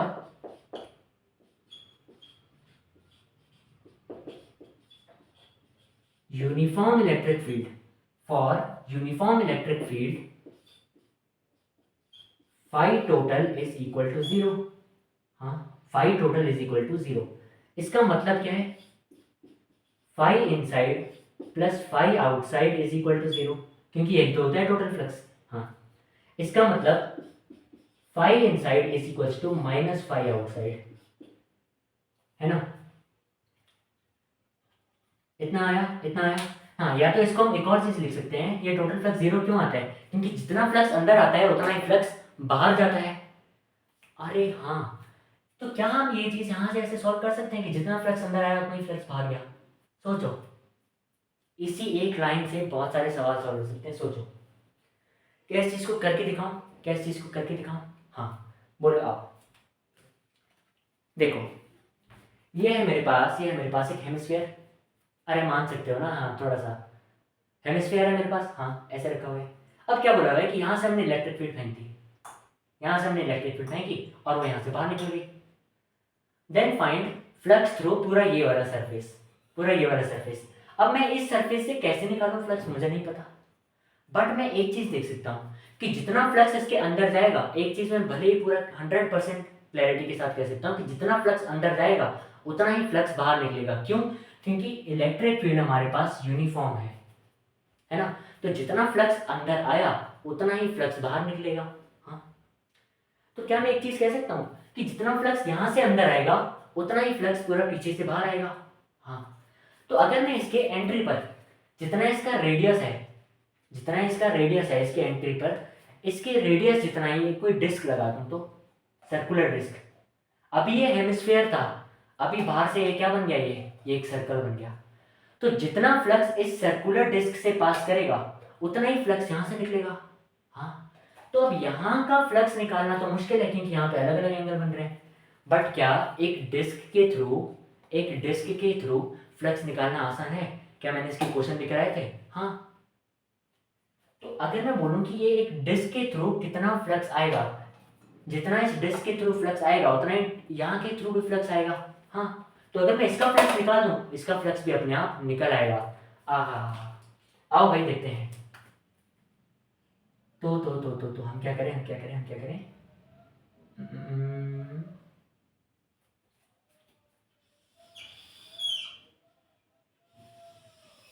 ऐसा है कुछ। हाँ, इसका एरिया वेक्टर है बाहर की तरफ, मतलब हर पॉइंट पे अलग अलग है, इसी वजह से हमें दिक्कत आ रही है। बट ये है एक डिस्क, यहाँ पे मैंने लगा दिया एक डिस्क। अब खुद सोचो, इस डिस्क का एरिया वेक्टर तो एक ही होगा बाहर की तरफ, इसकी डायरेक्शन एक ही होगी बाहर की तरफ। हाँ, ये कर्व थोड़ी है कि इसका अलग अलग होगा, देखो इसकी तो बाहर की तरफ ही होगी एरिया वेक्टर। हाँ, तो इसका एरिया वेक्टर हमेशा कहाँ होगा? बाहर की तरफ, बाहर की तरफ, बाहर की तरफ। अब यहाँ पे देखो, इलेक्ट्रिक फील्ड कहाँ जा रही है? अंदर की तरफ। इलेक्ट्रिक फील्ड कहाँ जा रही है? अंदर की तरफ। तो अब अगर मैं इनवर्ड फ्लक्स निकालूं कि अंदर जाने वाला फ्लक्स कितना होगा, तो वो कितना होगा? E A cos 180 degree. 180 degree क्यों? क्योंकि एरिया वेक्टर और इलेक्ट्रिक फील्ड अपोजिट हैं एक दूसरे के। इलेक्ट्रिक फील्ड कितनी है? ई। एरिया कितना है? इस डिस्क का एरिया कितना होगा? देखो, इस डिस्क का रेडियस इस हेमिस्फीयर के रेडियस आर के बराबर है। हाँ, इस हेमिस्फीयर के रेडियस आर के बराबर है। हाँ, तभी तो वो ऐसे है, इसके ऊपर पूरा फिट आ रही है। एंड डिस्क का रेडियस कितना होगा? डिस्क का एरिया कितना होगा अगर उसका रेडियस आर है तो?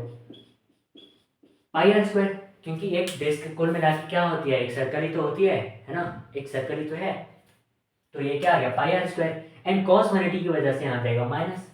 हाँ, अच्छा अब यहाँ पे देखो, phi outward is equal to minus of phi inward, है ना?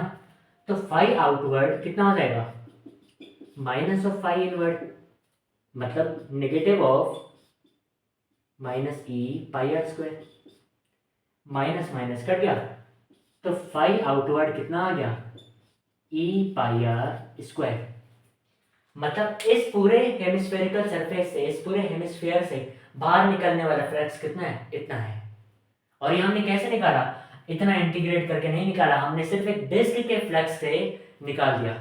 क्यों? क्योंकि हमें पता था कि जब इलेक्ट्रिक फील्ड कांस्टेंट होती है तो जितना फ्लक्स अंदर आता है उतना ही फ्लक्स बाहर निकलता है। क्या ये चीज आई? हाँ, अभी ऐसी और भी सवाल है, रुको।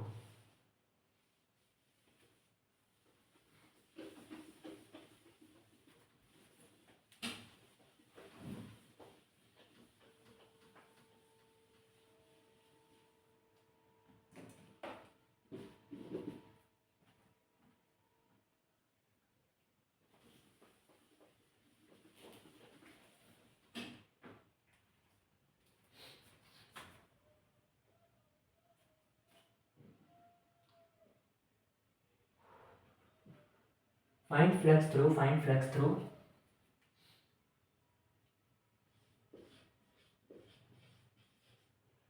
Curve surface. बोलिए किसका कर्व सरफेस? ये है मेरे पास एक सिलेंडर, है ना? ये है मेरे पास एक सिलेंडर। अब बोला हुआ है कि इसके अंदर जो फ्लक्स आएगा, इनवर्ड फ्लक्स जो आएगा, एंड यहाँ से कुछ ना कुछ फ्लक्स बाहर निकल आएगा। इसको हमने किस में रख दिया? यूनिफॉर्म इलेक्ट्रिक फील्ड में रख दिया। एंड यहाँ से बाकी फ्लक्स पूरा बाहर निकल आएगा। अब होगा क्या कि यहाँ पे इसका कुछ कर्व सरफेस होता है ना। एक सिलेंडर में क्या होता है? कर्व सरफेस होता है ना? जैसे कि ये है ना, आज एकदम भाई साहब पूरी तैयारी करके आए हैं। तो ये क्या है? एक सिलेंडर, एंड यहाँ पे है इसका कर्व सरफेस। अब बोला हुआ है इस कर्व सरफेस से कितना फ्लक्स अंदर आएगा या कितना फ्लक्स बाहर जाएगा। टोटल फ्लक्स तो जीरो होगा, सभी को पता है, क्योंकि एक क्लोज सरफेस है एंड टोटल फ्लक्स जीरो होगा। बट अंदर कितना आएगा, बाहर कितना जाएगा, उसका मैग्नीट्यूड तो बताओ। हम बता देंगे भाई, क्या दिक्कत है। बट एक दिक्कत है, बोले क्या? इस सिलेंडर को यहाँ से देखो तो फील्ड लाइंस ऐसे आ रही है, देखो यहाँ से ऐसे आ रही थी ना, तो यहाँ से देखो तो ऐसे आ रही है, हाँ। एंड ये है एक सर्कल, ये है एक सर्कल। अब होगा क्या, होगा क्या, इसको अगर मैं ऊपर से देखूं तो वो कुछ ऐसा होगा, हाँ। अभी इस पॉइंट पे तो इसका एरिया वेक्टर ऊपर की तरफ होगा, इस पॉइंट पे यहाँ होगा, इस पॉइंट पे यहाँ होगा, इस पॉइंट पे यहाँ होगा। अलग अलग पॉइंट्स पे एरिया वेक्टर अलग अलग होगा। मतलब इलेक्ट्रिक फील्ड लाइंस तो देखो ऐसी आ रही है, इलेक्ट्रिक फील्ड लाइन तो ऐसी आ रही है, बट एरिया वेक्टर अलग अलग है। इलेक्ट्रिक फील्ड लाइन ऐसे ही आ रही है, बट एरिया वेक्टर इसका अलग है, इसका अलग है, इसका अलग है, इसका अलग है। इलेक्ट्रिक फील्ड लाइन तो ऐसे ही आ रही है, बट एरिया वेक्टर इसका ऊपर की तरफ है, इसका नीचे की तरफ है, इसका इधर की तरफ है, इसका इधर की तरफ है। तो यहाँ पे भी सेम दिक्कत आ गई कि इसका एरिया वेक्टर हर जगह पे अलग डायरेक्शन में है। अब क्या करें? तो अब हम एक चीज कर सकते हैं, बोले क्या, इसका जितना डायमीटर है, इसका जितना डायमीटर है, ये होगा इसका डायमीटर, हाँ। इसके डायमीटर जितनी विड्थ वाला है, इसके डायमीटर जितनी विड्थ वाला एंड इसकी लेंथ जितनी हाइट वाला एक रेक्टेंगल इसके अंदर डाल दें। क्या दिख रहा है? हाइट लगभग इसकी सेम मान लो, हालांकि ये रेक्टेंगल थोड़ा सा बड़ा है बट लगभग सेम मान लो। तो इस रेक्टेंगल की जो लेंथ है, इस रेक्टेंगल की जो लेंथ है वो किसके बराबर है? इस सिलेंडर की हाइट के बराबर। और इसकी जो विड्थ है वो किसके बराबर है? इस सिलेंडर के डायमीटर के बराबर। हाँ, तो अब देखना, जितना भी फ्लक्स इस कर्व वाले से अंदर रहेगा उतना ही फ्लक्स इस रेक्टेंगल को पास करेगा, इस रेक्टेंगल को पास करेगा, हाँ। एंड इस रेक्टेंगल की एक खास बात है, इस रेक्टेंगल की एक खास बात है, बोले क्या, इस रेक्टेंगल का जो एरिया वेक्टर होगा वो बाहर की तरफ होगा, एक ही डायरेक्शन में। हाँ, इसका मतलब अगर मैं इस सिलेंडर में एक रेक्टेंगल रख दूं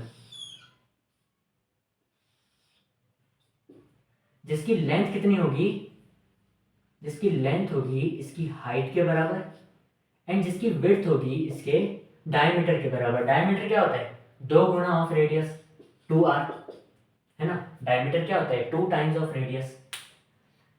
तो जितना फ्लक्स यहां से अंदर आएगा उतना ही फ्लक्स इस रेक्टेंगल से पास करेगा, हाँ।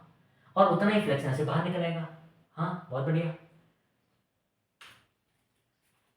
तो मैं यहां पे सिर्फ रेक्टेंगल को बना देता हूं,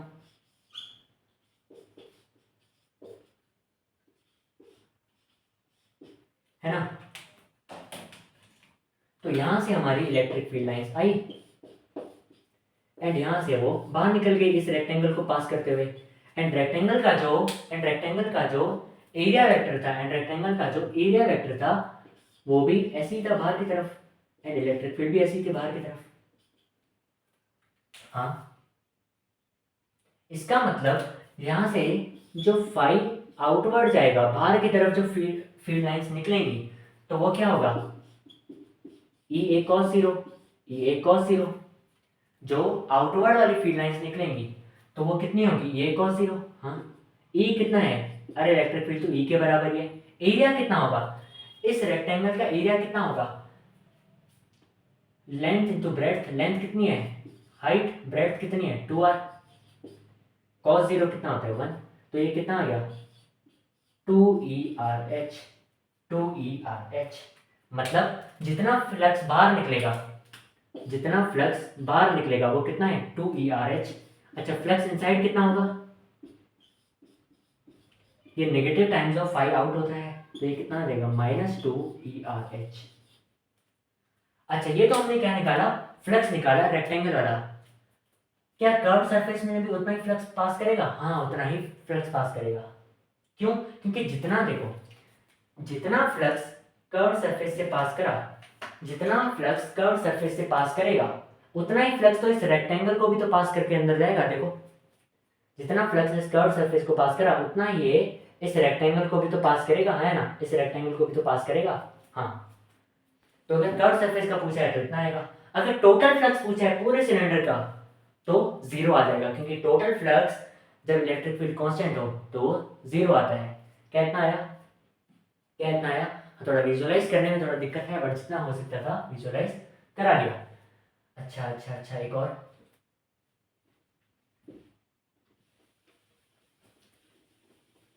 ये है आखिरी सवाल, ठीक है, आखिरी सवाल एकदम।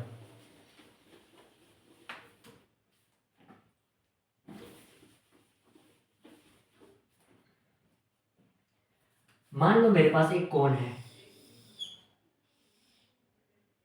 ये है मेरे पास एक कोन। अभी बोला हुआ है कि ये जो कर्व सरफेस एरिया है ना, ये कोन में ये कर्व सरफेस एरिया होता है, ऐसे गोल गोल गोल पिरामिड की तरह। हाँ, यहाँ से निकालो फ्लक्स एंड इलेक्ट्रिक फील्ड आ रही है ऐसे में, कांस्टेंट इलेक्ट्रिक फील्ड ई। बहुत बढ़िया। अब एक चीज देखना, यहाँ पे तो सबका एरिया वेक्टर अलग अलग डायरेक्शन में होगा। हाँ, तो इससे अच्छा मैं क्या कर देता हूँ, एक डिस्क बना देता हूँ यहाँ पे। ये डिस्क ही तो है। हाँ, ये एक डिस्क है। अब इस डिस्क में से जितनी फील्ड लाइंस अंदर जाएंगी, जितना फ्लक्स अंदर जाएगा, उतना ही फ्लक्स इस कर्व सरफेस में से बाहर निकलेगा। हाँ, एंड इस डिस्क का एरिया वेक्टर कहाँ होगा? बाहर की तरफ। बहुत बढ़िया, बहुत बढ़िया। एंड इस डिस्क का रेडियस कितना होगा? रेडियस कितना होगा? रेडियस ऑफ कोन के बराबर आर। रेडियस ऑफ कोन के बराबर आर। तो फाई इनसाइड कितना होगा?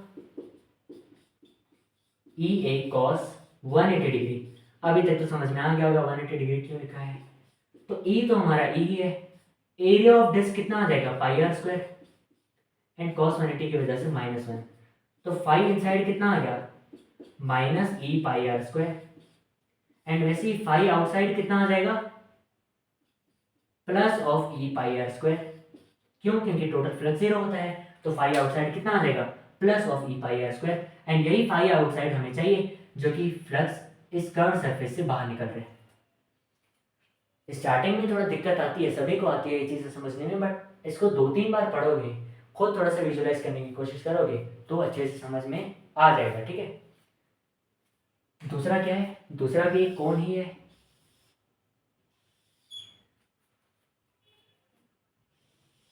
ना, ये एक कोण है। अब बोला हुआ है कि अब फील्ड लाइन ऐसे आ रही है। अब निकालो भाई साहब इस कर्व में से। अरे ये तो फिर से कर्व सरफेस आ गया, इसका फिर से एरिया वेक्टर अलग अलग डायरेक्शन में होगा। अब हम कैसे करें? तो अब हम एक काम कर सकते हैं, इसके अंदर एक ट्रायंगल बैठा देते हैं, एक ट्रायंगल फिक्स कर देते हैं। इसके अंदर ना एक ट्रायंगल फिक्स कर देते हैं। बोले कैसे?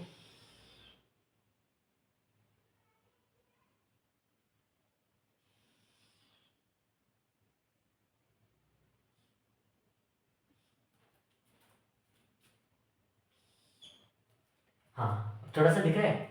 इसके अंदर ना हमने एक पूरा ट्रायंगल रख दिया। अब जितना फील्ड लाइन इस कर्व सरफेस से पास करेंगी, उतना ही फील्ड लाइन इस ट्रायंगल से भी पास करेंगी। सोचो, यहाँ पे मेरे पास एक कोण नहीं है ना, वरना मैं दिखा देता। एक कोण है, एक कोण है ऐसे, एक कोण है ऐसे, उसके अंदर मैंने एक ट्रायंगल रख दिया। एक कोण है, उसके अंदर मैंने एक ट्रायंगल रख दिया। और ये जो ट्रायंगल की साइड है ना, वो पूरा कोण की साइड के साथ चिपकी हुई है, ताकि कोई और जगह ना बचे। तो जितनी फील्ड लाइन इस कर्व सरफेस में से जाएंगी, उतनी ही फील्ड लाइंस, उतनी ही फ्लक्स इस ट्रायंगल में से जाएगा। हाँ, अच्छा, इस ट्रायंगल का ये जो बेस है, वो कितना होना चाहिए? डायमीटर के बराबर होना चाहिए। क्योंकि अगर एक कोण है ऐसे, दिखना ऐसा है, ऐसा। अगर एक कोण है ऐसे, है ना, तो इसका ये जो डायमीटर होगा उसी के बराबर ही तो होना चाहिए, उसी के बराबर ही तो होना चाहिए ट्रायंगल। क्यों? क्योंकि अगर इसके डायमीटर के बराबर हुआ, तभी तो ये इसको पूरा यहाँ से लेके यहाँ तक ऐसे कवर कर पाएगा। हाँ, जैसे ये गिलास को देखो, इसको इसके डायमीटर के बराबर इसकी विड्थ रखी थी। क्यों? क्योंकि ताकि इसके दोनों एंड्स को पूरा कवर कर पाए और जगह ना बचे, है ना। और जैसे इसकी हाइट इस सिलेंडर के हिसाब से थी, वैसे इस ट्रायंगल की भी हाइट इस कोन की हाइट के हिसाब से होगी। हाँ, तो इस ट्रायंगल की हाइट कितनी होगी? इस कोन की हाइट की जितनी। हाँ, बहुत बढ़िया।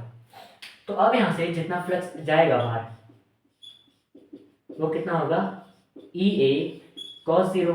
बोले कॉस 0 क्यों? अरे यार, फील्ड लाइंस भी ऐसे, इसका एरिया वेक्टर भी ऐसे, तो ये कितना होगा? कॉस 0। हाँ, इलेक्ट्रिक फील्ड लाइन ई है, इलेक्ट्रिक फील्ड ई है हमारे पास। एंड एरिया ऑफ ट्रायंगल कितना होता है? एरिया ऑफ ट्रायंगल होता है half into base into height. तो हाफ इंटू बेस कितना है 2r इंटू हाइट कितनी है h, cos 0 कितना आ गया 1, तो 2 और 2 कटा, तो 5 आउटसाइड कितना बच गया E R H, E R H. तो ये चीज़ ऐसे करके भी देख सकते हो, जैसे वो बर्थडे कैप्स आती है ना वैसे कौन की शेप में, तो उसके हिसाब से क्या करना, उसकी हाइट नापना है ना, एंड एक ट्रायंगल काट लेना, ठीक है, एक ट्रायंगल काट लेना कि जिसकी हाइट उस कोन की हाइट जितनी हो एंड जिसका बेस उस कोन के डायमीटर के बराबर हो, एंड फिर उसको उस कोन में डालने की कोशिश करना, उस कोन को पूरा बंद कर देगा, दो हिस्सों में ऐसे बांट देगा, कोई और जगह नहीं बचेगी कोनों में, ठीक है। इस चीज़ को एक बार ट्राई करके देखना, थोड़ा सा विजुलाइज करके देखना।